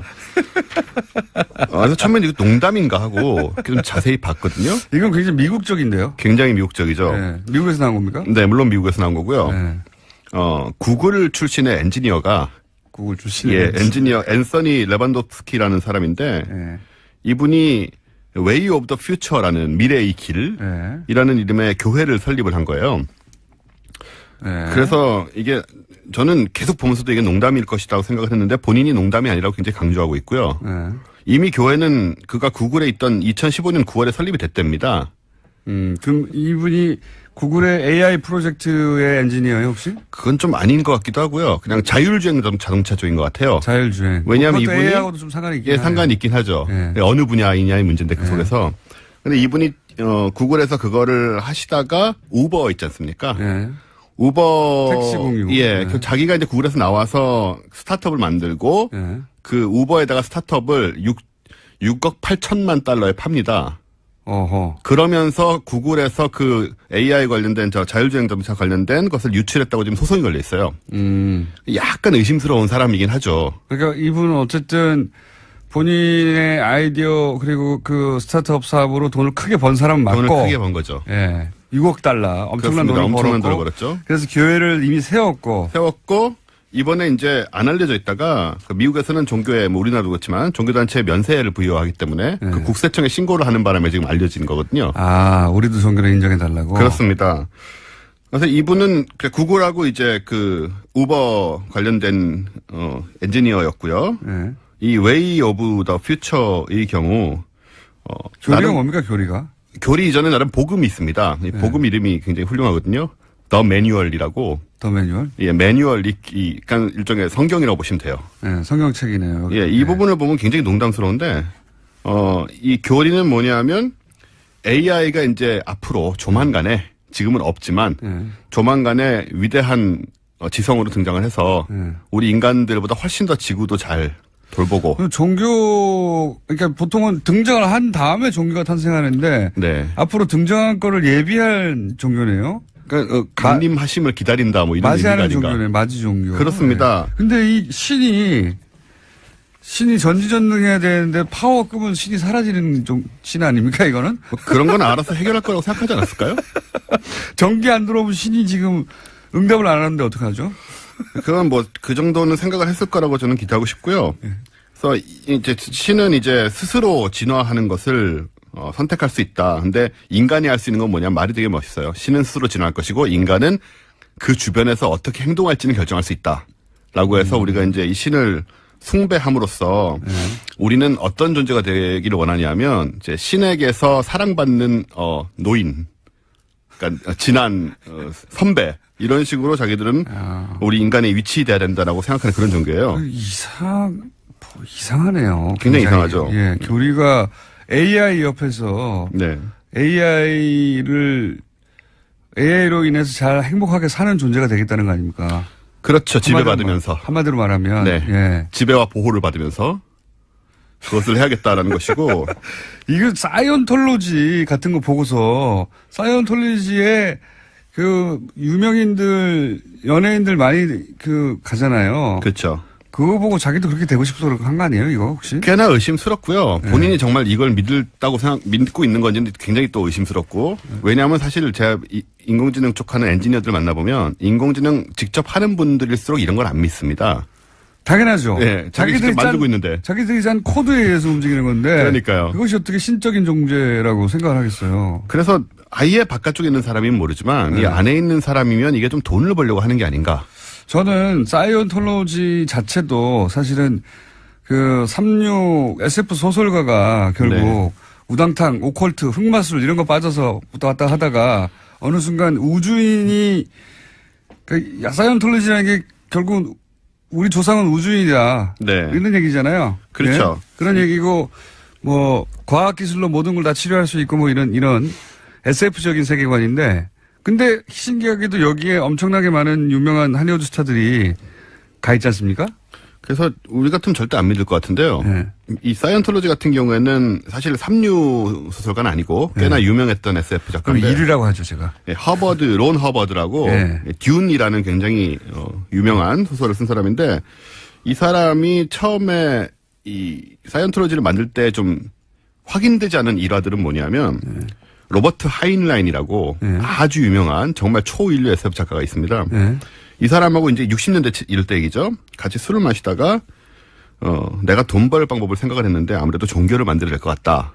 아, 그거 저도 다큐를 본 적이 있습니다. 네, 그런 얘기를 해서 그리고 나중에 부인의 증언에 따르면 이분이 자기가 뭐 어디에 빠진 게 아니고 계속 순수하게 돈을 벌 목적으로 우리 연상되는 분들도 있죠. 이런 얘기를 들으면 정말 순수하게 돈을 향한 열정을 가지고 이걸 만들었다는 얘기가 있고요. 지금 떠오르신 분은 순수하게 돈을 향한 열정으로 대통령이 되신 것이고. 그렇습니다. 이분은 교주가 된 거죠, 이 사람은. 예, 지상의 세계와 영의 세계에서 각각. 교주가 낫죠. 임기가 없잖아요. 그 이분은 사실 AI 종교를 만드는 분도 자신을 종신 사제로 이미 그 설정을 해놨더라고요. 자기 평생 사제다. 죽을 때까지. AI로부터 오는 어떤 영적 계시는 본인을 통해서만 해석 가능하다. 그런 식의 얘기겠죠. 이 사이언톨로지도 마찬가지였거든요. 그 허버드가 외계인으로부터 받았다고 하는 그 계시들이 있어요. 그 계시를 등급이 올라가야지만 볼 수 있는데 그 등급을 마치 시험 치듯이 등급을 올라가려면 돈을 엄청나게 써야 돼요. 그렇죠. 그러면서 계속 그게 묶여 있는데 이제 다큐를 제가 본 적이 있는데 그 마지막까지 가서 봤더니 아무 내용도 없더라. 예, 그게 좀 충격적인데요. 이게 등급이 올라가려면은 연 수입의 10%를 11조를 바쳐야 되는 상황인데, 그러니까는 우리 유명한 배우들 같은 경우는 굉장히 많은 돈을 바치고 있겠죠. 그러니까요. 엄청난 돈을 바치고 있는 거죠. 이 하버드가 만든 세계관은 밑에서는 모르다가 매우 높이 올라가면 그것을 비밀이라고 전수를 해주는데 내용이라는 게 이렇습니다. 몇 조년 전에 지구가 138억 년 전에 생겨났다고 하는 현대과학에도 불구하고 몇 조년 전에 아주 멀리에 살고 있는 외계인들이 근데 복잡해요 스토리도 외계인들이 은하계 독재자에 의해서 냉동돼가지고 지구가 감옥 행성이었는데 여기에 버려진 겁니다. 저도 대충 들어봤는데 이런 황당무계한 바보 멍충이 같은 스토리를 가지고 이런 위대하다는 게 아니라 커다란 종교 시스템을 만들어내다니 대단한 장사꾼이다 이렇게 생각했어요. 그래서 사이언톨로지의 어떤 그 특이한 점이 뭐라면은 오히려 높이 올라간 다음에 이 소리를 듣고 탈퇴한 사람들이 꽤 있다는 거. 제 말이 그 말이에요. 그런 사람들이 그래서 다큐에 나와서 증언하는 거 아닙니까? 끝까지 내가 평생을 바쳐가지고 올라가 봤는데 돈도 많이 쓰고. 그렇죠. 아무 바보 같은 스토리만 있더라. 이게 1960년대, 70년대에 만들어진 스토리다 보니까 또 지금 과학하고 맞지도 않고. 그 SF 작가가 쓴 소설이다 보니 소설인가 소설. 자기가 생각해낸 가장 이 지구의 기원의 비밀이라며 이거는 맨 끝에 올라야 공개한다면 꽁꽁 묶어놓은 건데 아무것도 아닌 바보 같은 소리 있어요. 그렇죠. 이 사람이 쓴 그 다이아네틱스라는 책이 있는데 그 책에 아주 약간 기반을 하고 있는 그런 스토리를 자기가 만들어서 이게 진실이다라고 퍼뜨렸는데 여러분 잘 아시는 유명한 사람들이 꽤나 많이 이 종교의 신자라는 것이 놀라운 점이죠. 존 트라볼타. 톰 크루즈, 존 트라볼타, 윌 스미스. 윌 스미스는 뭐 본인이 아니라는 주장도 하는데요. 이 사람들 다 아니라고 그랬어요. 그리고 엘비스 프레슬리의 딸인 뭐 리사 마리 프레슬리, 마이클 잭슨의 이제 부인이었죠. 이런 사람도 신자고. 그걸 보면서 이 AI 이 사람 돈도 많이 벌었잖아요. 이 AI 교 정식 이름이 뭡니까? Way of the Future요. 미래의 길. 종교 이름이 그래요. Way of the Future. 사이언톨로지도 아니고 이름 좀 바꿔야 되겠는데 어쨌든 그쪽에서 그거 벤치마킹한 게 아닌가 싶어요 저는. 그러니까 이런 소위 말하는 유사 과학 종교들이 20세기 중반 이후로 많이 생겼는데 그 라일리안 무브먼트라고 있습니다. 예, 예. 라일리안 같은 경우에는 이 교주인분 이분이 라헬이라는 사람인데 예.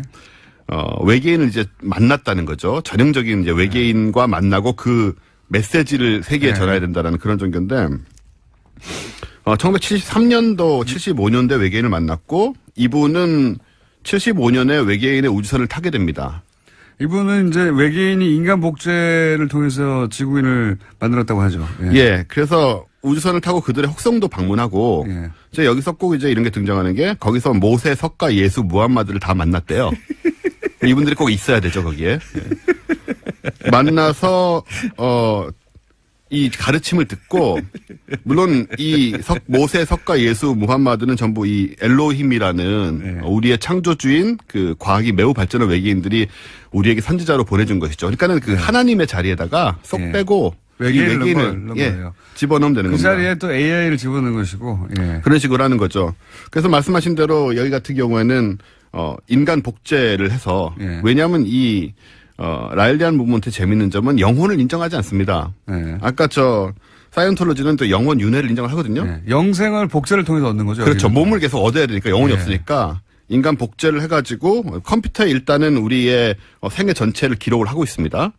그런 다음에 이제 몸을 복제를 해가지고 거기에 다운로드 해가지고 영원히 살 수 있다는 주장을 하고 있고, 여기에 따르면 이미 이제 이 교단에 가입하는 사람들은 DNA를 추출해서 이제 주어요. DNA 추출 굉장히 간단하지 않습니까? 그냥 뭐 입 안 정도 이렇게 닦든가 뭐 하면 되니까 추출해가지고 주고 그것이 이제 컴퓨터에 업로드 된다고 주장합니다.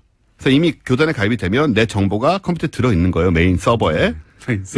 그랬다 나중에 이제 제가 몸을 새로 얻게 될 때 거기에 다시 이제 들어올 수 있다라는 그런 주장을 매우 진지하게 하고 있고요. 대부분 미국에서 나온 겁니다. 예. 대부분, 네. 이분은 사실 원래는 프랑스 사람이고. 그러니까 미국 문화에서 지난번에 왜 저희가 가위 눌린 얘기 했잖아요. 외계인. 네네. 이분들이 다 이제 그 시절에 SF 영화의 영향을 받은 거예요. 그렇죠. 그래서 이분들이 나이 먹어가지고 외계인을 이제 창조주로 만들어내는 종교들을 만들어내는 겁니다. 네. 그래서 아마도 돈을 버는 것이 가장 큰 목적이 아니냐 생각이 되지만 또 한국에도 신자들이 있기 때문에 라일리안 무브먼트도 사이언톨로지도 있기 때문에 어쩌면 그렇지 않을 수도 있습니다. 한국에도 사이언톨로지 지부가 있어요? 예, 지부가 있고요. 라일리안 무브먼트 지부도 있고요. 라일리안 무브먼트는 오래된 거니까 네. 그 지부 얘기는 들었는데 제가 한참 외계인 얘기 했을 때 저한테 전화하신 적도 있어요. 그래서 저랑 생각이 비슷하시다고 같이 뭘 해보자고 하셨습니다. 제가 모르겠다고. 그 길로 가셨어야 해요. 그 길로. 돈을 벌려면요. 그죠? 그러니까 네. 그 길로 가셨어야 하는데 여하간 최신 트렌드로 AI 교가 하나 나왔다. Way of the Future. 네. 예. 관심 있는 분들은 한번 확인해 보시면 최근에 뉴스로 떴기 때문에 자세한 사항 알아보실 수 있습니다. 네. 추운 겨울에. 제 걱정은 유일하게 한 가지입니다. 믿고 싶은 걸 믿을 수 있는데 전원이 나가면 어떡하냐 이거죠. 정전되면 큰일 나는 거 아닙니까? 네. 여기까지 하겠습니다. 원종우 씨였습니다. 네, 감사합니다. 내일 뵙겠습니다. 안녕. 또 언론 보도에 이제 숙박비가 너무 비싸다. 지금 일반인 예약도 안 받는다 이런 뉴스가 있던데 이 문제는 네. 강원도가 해결할 수 있는 문제입니까? 어떻게 합니까? 뭐 강원도뿐만 아니라 시, 군이 함께 해결해야 될 문제인데요. 예. 지금 뭐 초반에 지금 말씀하신 그런 일이 뭐 없지 않았습니다. 이게 초반에 이제 왜 이런 일이 생겼냐 하면 그 올림픽 조직위원회하고 IOC에서 올림픽 운영 요원들이 이제 쓸 호텔하고 콘도를 전부 이렇게 뭐랄까 수용한다 그럴까 차출한다 그럴까 한 150개 정도를 이렇게 쓰게 됐습니다. 그러니까 다른 손님을 못 받게 된 거죠. 그러다 보니까 좀 좋은 숙박업소들이 좀 줄어들어서 이제 과열됐다 그럴까 과열됐습니다. 그러다 보니까 이제 값이 좀 오르고 그래서 약 한 방 하나에 50만 원 선까지 올라갔었는데 저희들이 여러 가지 뭐 자율적으로 협약도 하고 또 단속도 하고 또 실제로 이렇게 실제로 계약이 잘 안 돼서 지금 한 28, 9만 원까지 이렇게 값이 내려가 있는 상태입니다. 아하, 50만 원. 그러니까 2인 1실 기준을 말씀하시는 겁니까? 50만 원이? 그렇습니다. 네, 방 하나에. 대단하네요. 지금 많이 좀 내려갔고요. 네. 저희들이 이제 앞으로는 강릉이나 평창 정선에 예약을 하신 분들은 제가 전화번호 1330 이 콜센터로 전화를 하시면 저희들이 공정 가격으로 정상 가격으로 예약하실 수 있도록 위치와 가격을 좀 안내하도록 하겠습니다. 1330으로 전화 주시면 고맙겠습니다. 지역번호 없이 그냥 1330으로 하면 됩니까? 그렇습니다. 네. 1330으로 전화하면 그 공평한, 그러니까 시장 너무 바가지 쓰지 않는 가격으로 예약을 대행해 줍니까, 여기가? 그렇습니다. 네, 네. 아니, 강원도에서 운영하는 곳이에요? 이제 강원도하고 그 관광공사 이렇게 같이 아하, 운영하겠습니다. 그렇군요. 네. 네. 여기서도 못 구해주면 그럼 대신 어떻게 합니까? 네, 거기서 저희들이 책임지고 구해드릴 거고요. 그 다음에 우선 그 개최 지역뿐만 아니라 예. 원주를 비롯해서 춘천 이게 교통이 좋아졌기 때문에 강원도 전역에서 이제 숙소를 구하셔도 대개 1시간 이내로 전부 강릉 평창에 도착하실 수가 있고요. 또 서울에서도 지금 이제 KTX가 12월 22일 날 개통됩니다. 서울에서 용산에서 강릉까지 한 1시간 반 정도 오시기 때문에 정 숙소를 못 구하시면 서울에서 다니셔도 괜찮습니다. 숙소를 다 해결해 주신다고 하시다가 큰소리 뻥뻥 1330 하시다가 안 되면은 기본적으로 이제 해결이 다 될 수는 있는데요. 예. 그래도 이제 혹시 아주 소수의 이렇게 과도한 요금을 받는 분들이 있으실 수가 있어서 네. 이렇게 저희가 공급을 늘리는 정책도 같이 갖고 있습니다. 네. 어쨌든 1330은 경기도하고 그리고 관광공사에서 하는 공식 네네. 번호고 여기서는 공정한 가격으로 숙소를 예약해 준다 이런 말씀이시고요. 그렇습니다. 네. 예. 그렇습니다. 네, 네. 이걸로도 해결이 안 되면 그냥 집에서 왔다 갔다 하면서 보라는 말씀이시고요. 네, 네, 네. KTX도 오니까. 네. 그리고 또 보도되기로는 이제 너무 춥다. 개회식 네. 하는 그 장소가 거기 기념 콘서트를 했는데 그 공연 보러 온 청소년들이 너무 추워가지고 병원에 네. 같이 실려갔다는 얘기가 있었어요. 그렇습니다. 지난 이제 11월 4일 날 그 D-100일 콘서트를 이제 했는데요. 예. 아우, 저도 거기 있었습니다. 근데 뭐 너무 추워가지고 저도 그렇게 추운 줄은 몰랐는데 그날이 영상 4도였었는데요. 예. 근데 바람이 많이 불어서 그 체감 온도가 나중에 알고 보니까 그 자리가 옛날에 황태 덕장 있던 자리라고 그러더라고요. 그저 명태가 이제 바람이 센 자리에서 말리는 건데 네. 관중들을 명태 말리듯이 말린 거군요. 산바람으로. 네. 근데 어떻게 해요? 이렇게 추면 관객들이나 영상 3도였는데도 그렇게 추웠으면? 그렇습니다. 근데 이제 올림픽이 열리는 2월 9일 날은 뭐 많이 내려가면 한 영하 8도까지 내려갈 수 있다고 그래서 저희들도 뭐 굉장히 걱정을 하고 있습니다. 근데 이게 뭐 추위라는 게 이게 위에가 터져 있는 그런 구조여서 아주 단칼에 뭘 해결할 수 있는 방법이 없어서 여러 가지 방법을 모두 지금 동원해서 연일 회의를 하고 있습니다. 바람막이도 좀 하고 또 이렇게 여러 가지 따뜻한 보온 제품들도 나눠드리고 이런 것들을 각종 다양한 해법들을 마련해 보도록 하겠습니다. 네. 용원장에서 옷을 많이 입고 오는 것을 해결해야 되겠네요. 예. 네. 우선 좀 많이 입고 오시는 게 기본이 되겠습니다. 네. 하긴 뭐 너무 추운 걸 어떻게 합니까? 예상보다 엄청 더 춥다 이렇게 좀 생각을 해주셔야 됩니다. 그러니까 저희들도 그 추위에 익숙해 있는 사람인데도 저희들이 예상보다 더 춥게 느끼니까 수도권에 계신 분들은 뭐 이 옷을 아주 몇 겹씩 껴입고 오셔야 된다 이렇게 우선 기본적으로 이렇게 말씀드릴 수가 있겠습니다. 네. 지사님. 네네. 그거는 아무나 할 수 있는 말 아닙니까? 추우니까 옷을 많이 껴. 네. 특별한 대책이 있으십니까? 옷을 많이 껴입고 해야 되는 거. 대책을 뭐 다각도로 준비를 하고 있는데 일반적으로 느끼는 추위보다 이제 훨씬 더 춥다 이렇게 좀 미리 좀 말씀을 드리겠습니다. 네. 알겠습니다. 그 대책은 옷을 많이 입고 오는 것으로 말씀해 주셨고. 선이라는 미명 아래 여러 행정부처 과거사 진상조사위를 설치해서 벌이고 있는 일은 실질적으로 조사가 아니라 수사다 이렇게 주장하고 있습니다. 예. 하여튼 전 부럽습니다. 어제도 얘기했지만 뭐 아무나 막 해도 되는 거 아닙니까? 예. 부럽습니다. 대통령과 비서실장과 국정원장 그리고 서울중앙지검장까지. 여기 항상 자유한국당이 검찰을 문제 삼을 때는 보통은 검찰총장을 문제 삼는데 자유한국당은 항상 윤석열 지검장을 타겟으로 해요. 예. 윤 지검장이 잘하고 있다는 얘기죠. 네, 내란죄까지 운운했습니다. 내란죄. 예. 그런 뉴스가 있습니다. 예. 좋겠습니다. 아무 말이나 맡겨도 되고. 자, 다음 뉴스는요. 네, 어제 조윤선 전 정무수석의 재판이 있었습니다. 여기에 박준우 전 정무수석이 증인으로 나왔는데요. 전임 정무수석이었습니다. 박준우 전 수석 같은 경우에는 조 전 수석에게 불리한 진술을 어제 했는데요. 1심 때 한 진술을 바꾼 겁니다. 1심 때는 조 전 정무수석에게 블랙리스트 관련 업무를 인수인계했는지 기억나지 않는다라고 했는데요. 이 말을 뒤집은 겁니다.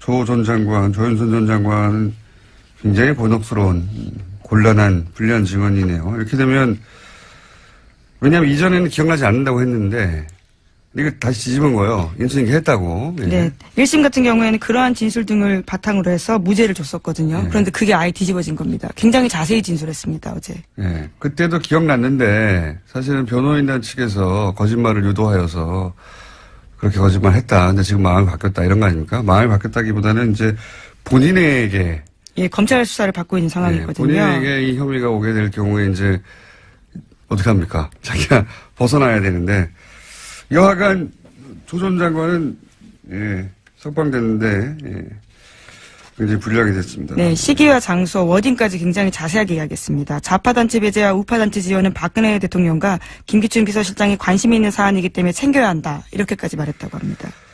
자, 시간이 거의 다 됐기 때문에 이제 제목 체크하고 넘어갈까요? 네, 신임대법관 후보로 두 사람이 제청됐는데요. 안철상 대전지방 법원장과 민유숙 서울고법 부장판사입니다.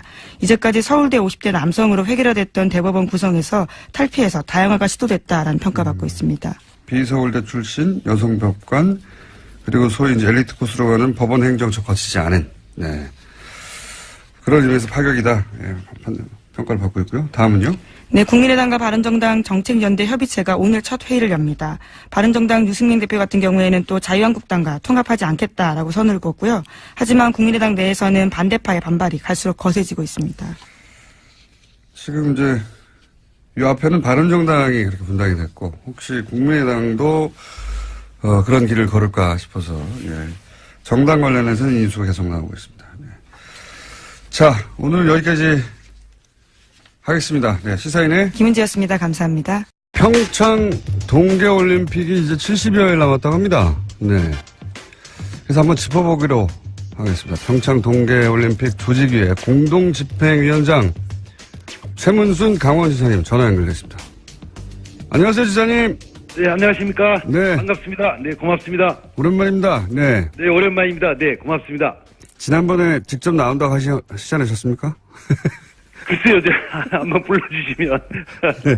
이번에도 모시려고 했는데. 네, 네. 예. 보좌관들이 시간이 없으시다고, 바쁘시다고. 네. 저희가, 죄송합니다. 네. 예, 모신 이유가 입장권 안 팔려서 걱정 많다고 그래가지고 저희가 모셨어요. 입장권이 네, 그렇게 네. 많이 안 팔리고 있습니까? 네, 지금 다행히 이제 초반에 부진했었는데요. 예. 초반에 부진을 이제 극복하고 지금 막 팔리고 있는 중입니다. 지금 전부 100만 장을 팔아야 되는데, 예. 그 중에 이제 반을 넘게 팔았습니다. 지금 한 52% 정도 팔았습니다. 네. 원래 이 동계올림픽의 그 입장권 판매 추이가 2달 전에 50% 정도 팔리면 그게 정상적인 겁니까? 잘 팔리는 건가요? 이렇게 잘 팔린다고는 할 수는 없지만, 그래도, 비교적 정상에 가깝다. 그러니까, 초반에 부진을 극복했다. 이렇게 말씀드릴 수가 있겠습니다. 저희가 처음 섭외할 때는 안 팔린다 걱정이 태산이었는데 좀 팔리고 있는 와중이군요, 이제 그 사이에. 그렇습니다. 네, 네. 갑자기 판매율이 올라간 이유가 뭡니까? 그 사이에 이제 올림픽 성화가 들어와서 성화. 지금 이렇게 다니고 있고요. 다른 올림픽의 예를 봐도 올림픽 성화가 이제 돌아와서 돌아다니면서 이렇게 흥행이 시작되는 모양입니다. 이제 올림픽 성화, 그 다음에 단체 구매가 또 많습니다. 단체 구매. 이렇게 조직별로 이렇게 단체 구매를 해주는 분들이 많이 있어서 이렇게 빠르게 좀 올라가는 것 같습니다. 나머지는 그 평창 요새 롱패딩 유행이는데 거기 끼워 팔면 다 팔리지 않을까요? 글쎄요, 그런데, 롱패딩이 의외로 다른 곳에서 이제 좀 예상치 못한 곳에서 흥행이 막 돼가지고요. 그것도 관심을 불러일으키는데 꽤 역할을 한 걸로 생각을 하고 있습니다. 알겠습니다. 그럼, 입장권은 그러면 크게 걱정하지 않아도 되는 추세다? 예. 그렇습니다. 연말까지 한 80% 정도 팔 수 있을 것 같고요. 네. 올림픽 전까지는 이제 완판해볼 목표를 가지고 있습니다. 완판, 예. 완판하시면은 완판나무를 한번 또 출연해 주시고요. 네, 네. 안녕하세요. 김원준입니다.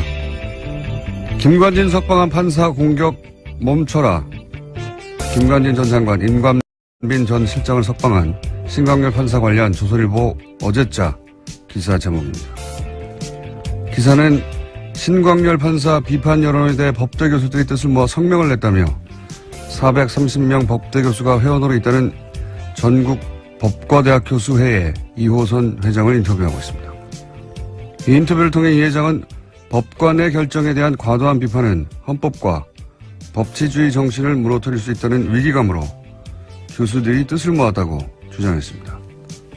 그런데 이 단체 홈페이지에는 그 430명이 누군지가 없고 뜻을 모았다는 교수들 명단도 없고 발표했다는 성명서도 없고 기자회견의 정보도 없습니다. 성명서도 기자회견도 없는데 성명 자체를 기자는 어떻게 한 거죠? 참여 교수들 명단도 없는데 뜻을 모았다는 건 어떻게 확인을 한 겁니까? 누가 언제 어디서 몇 명이 참여했는지 최소한의 정보도 없으면서 전국 법대 교수들이 뜻을 모았다고 기사를 쓰는 이유가 뭔가요? 제가 얘기해 볼까요?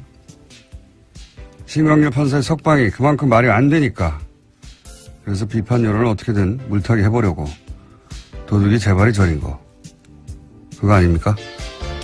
김원준 생각이었습니다.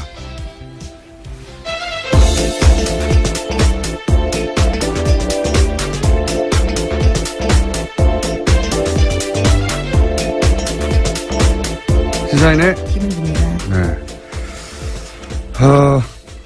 오늘 첫 뉴스는 다 이제 북한 미사일로 모든 매체가 도배가 됐겠지만 저는 아닙니다. 저는 어제 이어서 이 전국 법과대학 교수회의 이야기를 좀 더 해야 되겠어요. 예. 어제 좀 이 단체가 어떤 단체인지 조사 좀 해보셨어요? 네, 어제 홈페이지가 다운되어 있어서요. 접속이 안 됐습니다. 계속해서. 이제 접속자가 아마도 폭주해가지고, 예, 확인해 보려고 하는데, 홈페이지가 안 열린 걸로, 예. 근데 이제 폭주하기 전에 저는 다 봤거든요, 이미. 봤는데, 원래는 전국 법과 대학 교수, 회의가 아니라, 명칭이 달랐는데 이게 명칭이 변경됐어요, 작년에. 그리고 작년 2월에 사단법인화 되고, 이제 현 회장이 현출됐어요. 어제 말씀드렸듯이 알림마당 공지는 한 6개. 자료도 한 10여 개 수준. 예. 거의 회장님 혼자 운영하는 홈페이지 아닌가. 그 정도 수준이었는데, 사무실도 본인 연구실이나 그 옆방인 것 같고요. 예. 앞으로 이제 서명했다는 명단이 혹시라도 나오면 일일이 다 확인해 볼 생각입니다. 근데 제가 이제 이 뉴스에 관심을 가진 이유가 뭐냐면 저는 이런 뉴스에 관심이 많아요. 이 프로세스를 보면 이 성명 자체는 사실은 정체불명이에요. 예. 누가 참여했고 언제 참여했고 몇 명이 그리고 뭐 어떤 내용으로 어디서 기자회견을 했고 뭐 이게 없어요. 아무것도 없는데도 연합뉴스라고 하는 우리나라 최대 통신사 브랜드가 이걸 기사화하지 않습니까? 그러면서 권위를 가져요. 그렇지 않습니까? 그리고 나서 포털 메인에 하루 종일 걸어둬요.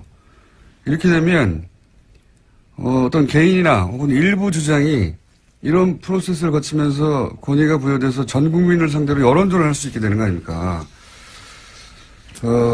그런데 실제 여기에 동원된 사람들을 생각해보면 그럴듯한 단체명, 그 단체 관계자 하나 둘, 언론사 기자 하나 둘, 언론사 편집 라인, 포털의 뉴스 에디터 한 6명, 7명만 그 프로세스 선상에 딱 있으면 마치 전국에 수많은 사람들, 수백 명의 사람들이 직접 나서서 공식적으로 성명을 내고 그걸 수백만의 사람들에게 뿌릴 수 있지 않습니까?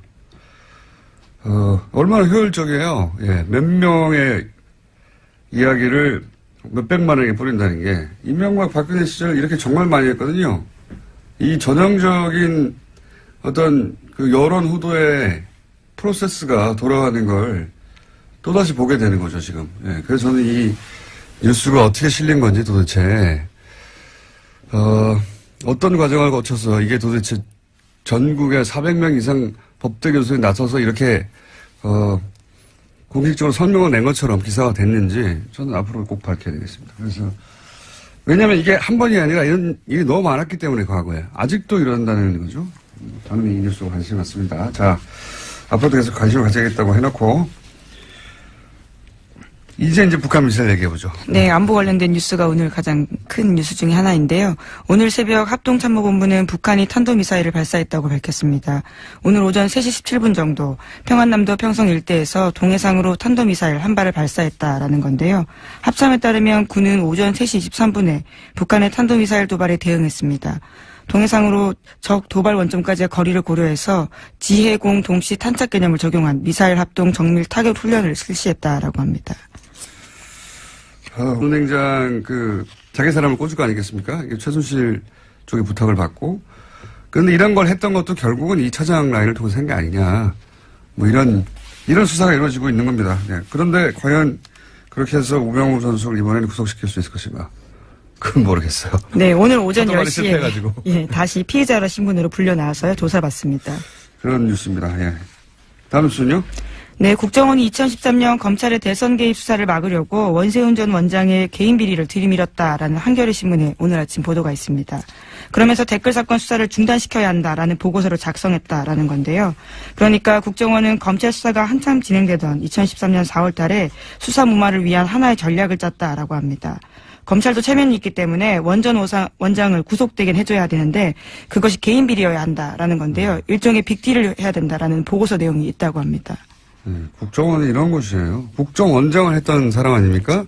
그 사람인데도 국정원이 살려고, 그러니까 국정원 댓글 수사는 하지 말고, 그래도 이제 검찰이 이렇게 나섰는데, 뭐 먹을 건 줘야 되지 않냐. 그러니까 개인 비리로 잡아가라. 이런 딜을 국정원이 기획해서, 예. 그러니까 국정원장, 예를 들어서 개인 비리들 캐고 있던 걸 가지고 이거 줄 테니까, 국정원이 관여된 댓글 공작은 놔주고 검찰에게 그냥 개인 비리로 구속시켜라. 그럼 니네 면도 살고. 네, 물론 그런 의사를 간접적으로 전달했는데 결과적으로 성사되지 않았다라고 해당 신문은 보도하고 있는데요. 소위 속죄한 카드라는 워딩이요. 보고서에 있다고 합니다. 이때 당시 최동욱 총장과 그다음 윤석열 수사팀장이요. 네, 지검장 두 양반이 이런 걸 안 받은 거죠. 예. 그래서, 대신 그 두 양반이 날아간 거죠. 근데 국정원은 국정원장이었던 사람도, 이렇게 써먹는 거죠. 쓰고버리는 카드로. 국정원이 그런 곳입니다. 자, 다음 뉴스는요? 네, 2012년, 2013년 경찰의 국정원 댓글 사건 수사 당시에 수사 정보를 국정원 쪽에 흘려준 의혹을 받고 있는 김병찬 서울 용산경찰서장이 있습니다. 어제 검찰에 출석했는데요. 출석에 앞서서 취재진들과 만나서 이렇게 이야기했습니다. 자신이 당시에 국정원 관계자와 연락을 주고받은 건 사실이지만 다 업무상 필요에 의해서 통화한 거다라고 주장하고 있습니다.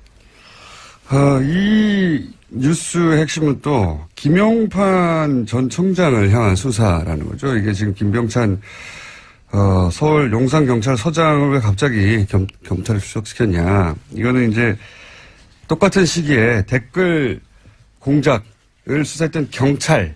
네, 서울청 수사 2계장이었습니다. 당시에요. 네.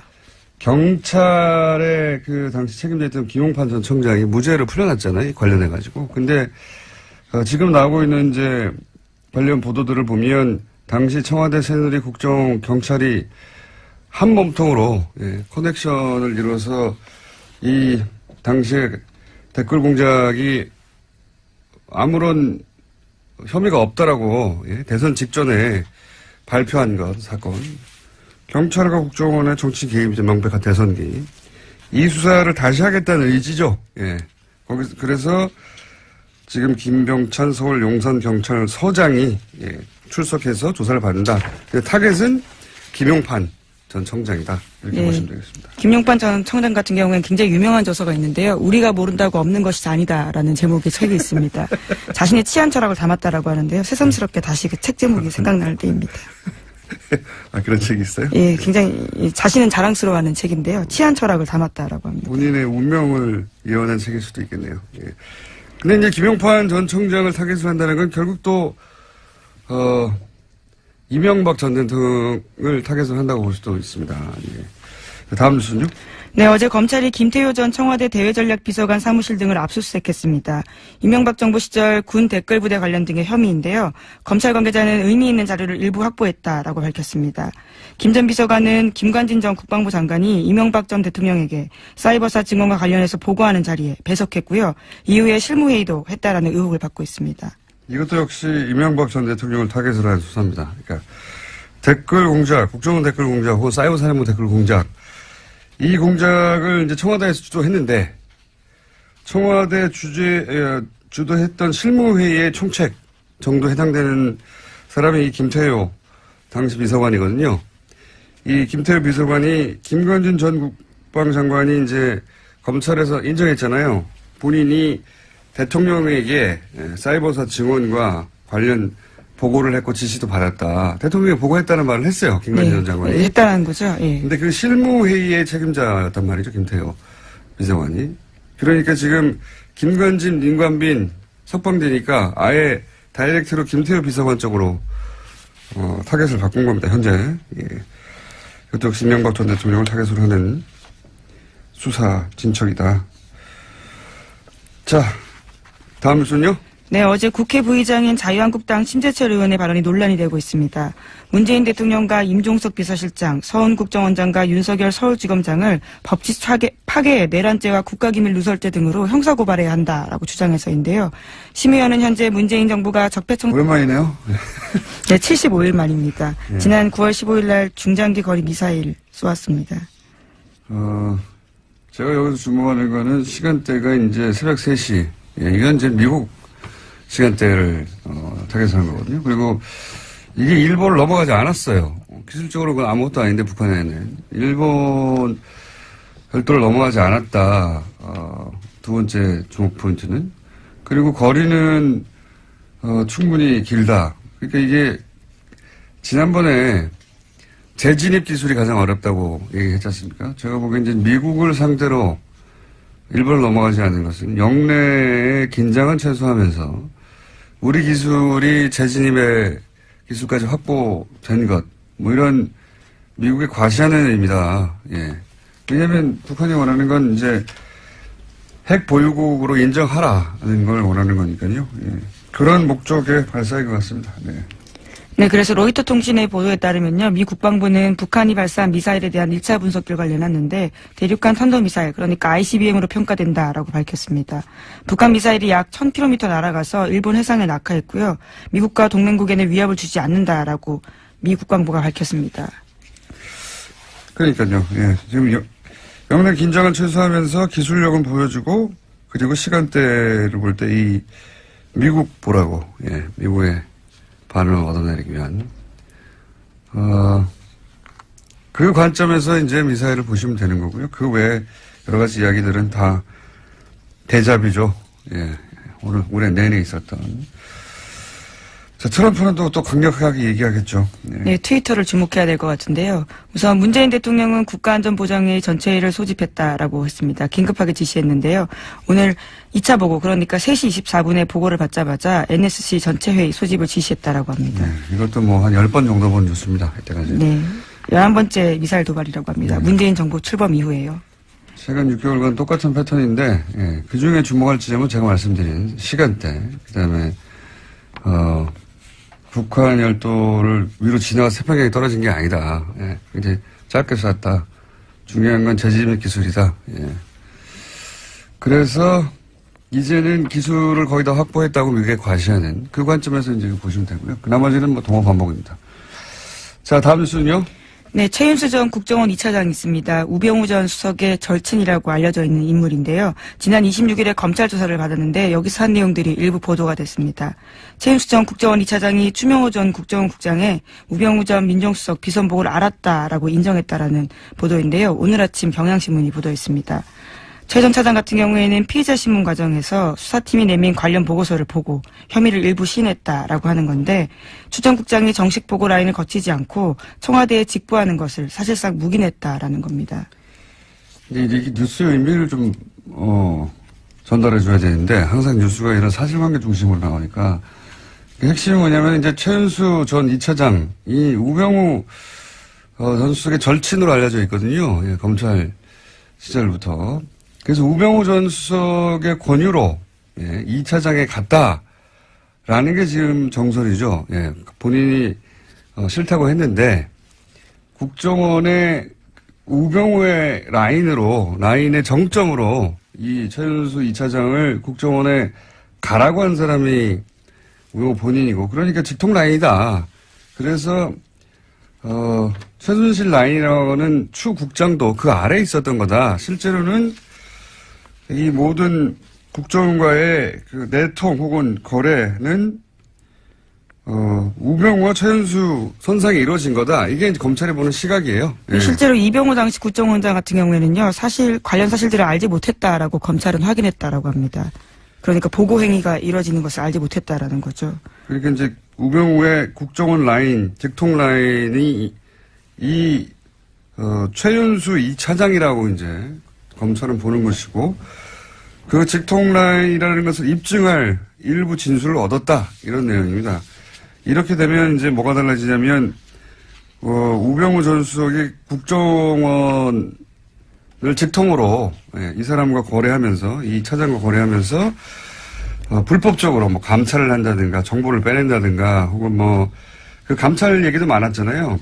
네, 그렇죠. 특별감찰관 같은 경우에는요, 불법 사찰했다라는 혐의들이 있는데요. 이석수 전 감찰관뿐만이 아니라 이광구 우리은행장, 그리고 김진선 전 평창 동계올림픽 조직위원장 등이 이름을 올렸습니다. 이석수 전 감찰관 같은 경우에 우병우 전 수석의 개인 비리를 캐고 있으니까 국정원에 연락을 해가지고 거꾸로 이석수 감찰관의 비리를 캐라라고 지시했다는 거 아닙니까? 심지어 운전기사까지 만나가지고 이게 정보를 수집했다라는 거죠. 그러니까 이제 본인 개인 비리를 정상적으로 청와대 감찰 기능을 하는 기관에서 조사를 하자 국정원을 동원해가지고 거꾸로 불법이죠 당연히 그런 일에 동원했거나 혹은 최순실의 청탁 예를 들어서 뭐 이광구 우리은행장을 왜 사찰했느냐 한 달 전쯤에 뉴스가 나왔어요. 이제 은행장을 교체하려고 하는데 그 은행장을 교체하려고 할 때 정보를 추 국장이 왔다 갔다 하면서 기존 은행장을 잘라야 새로운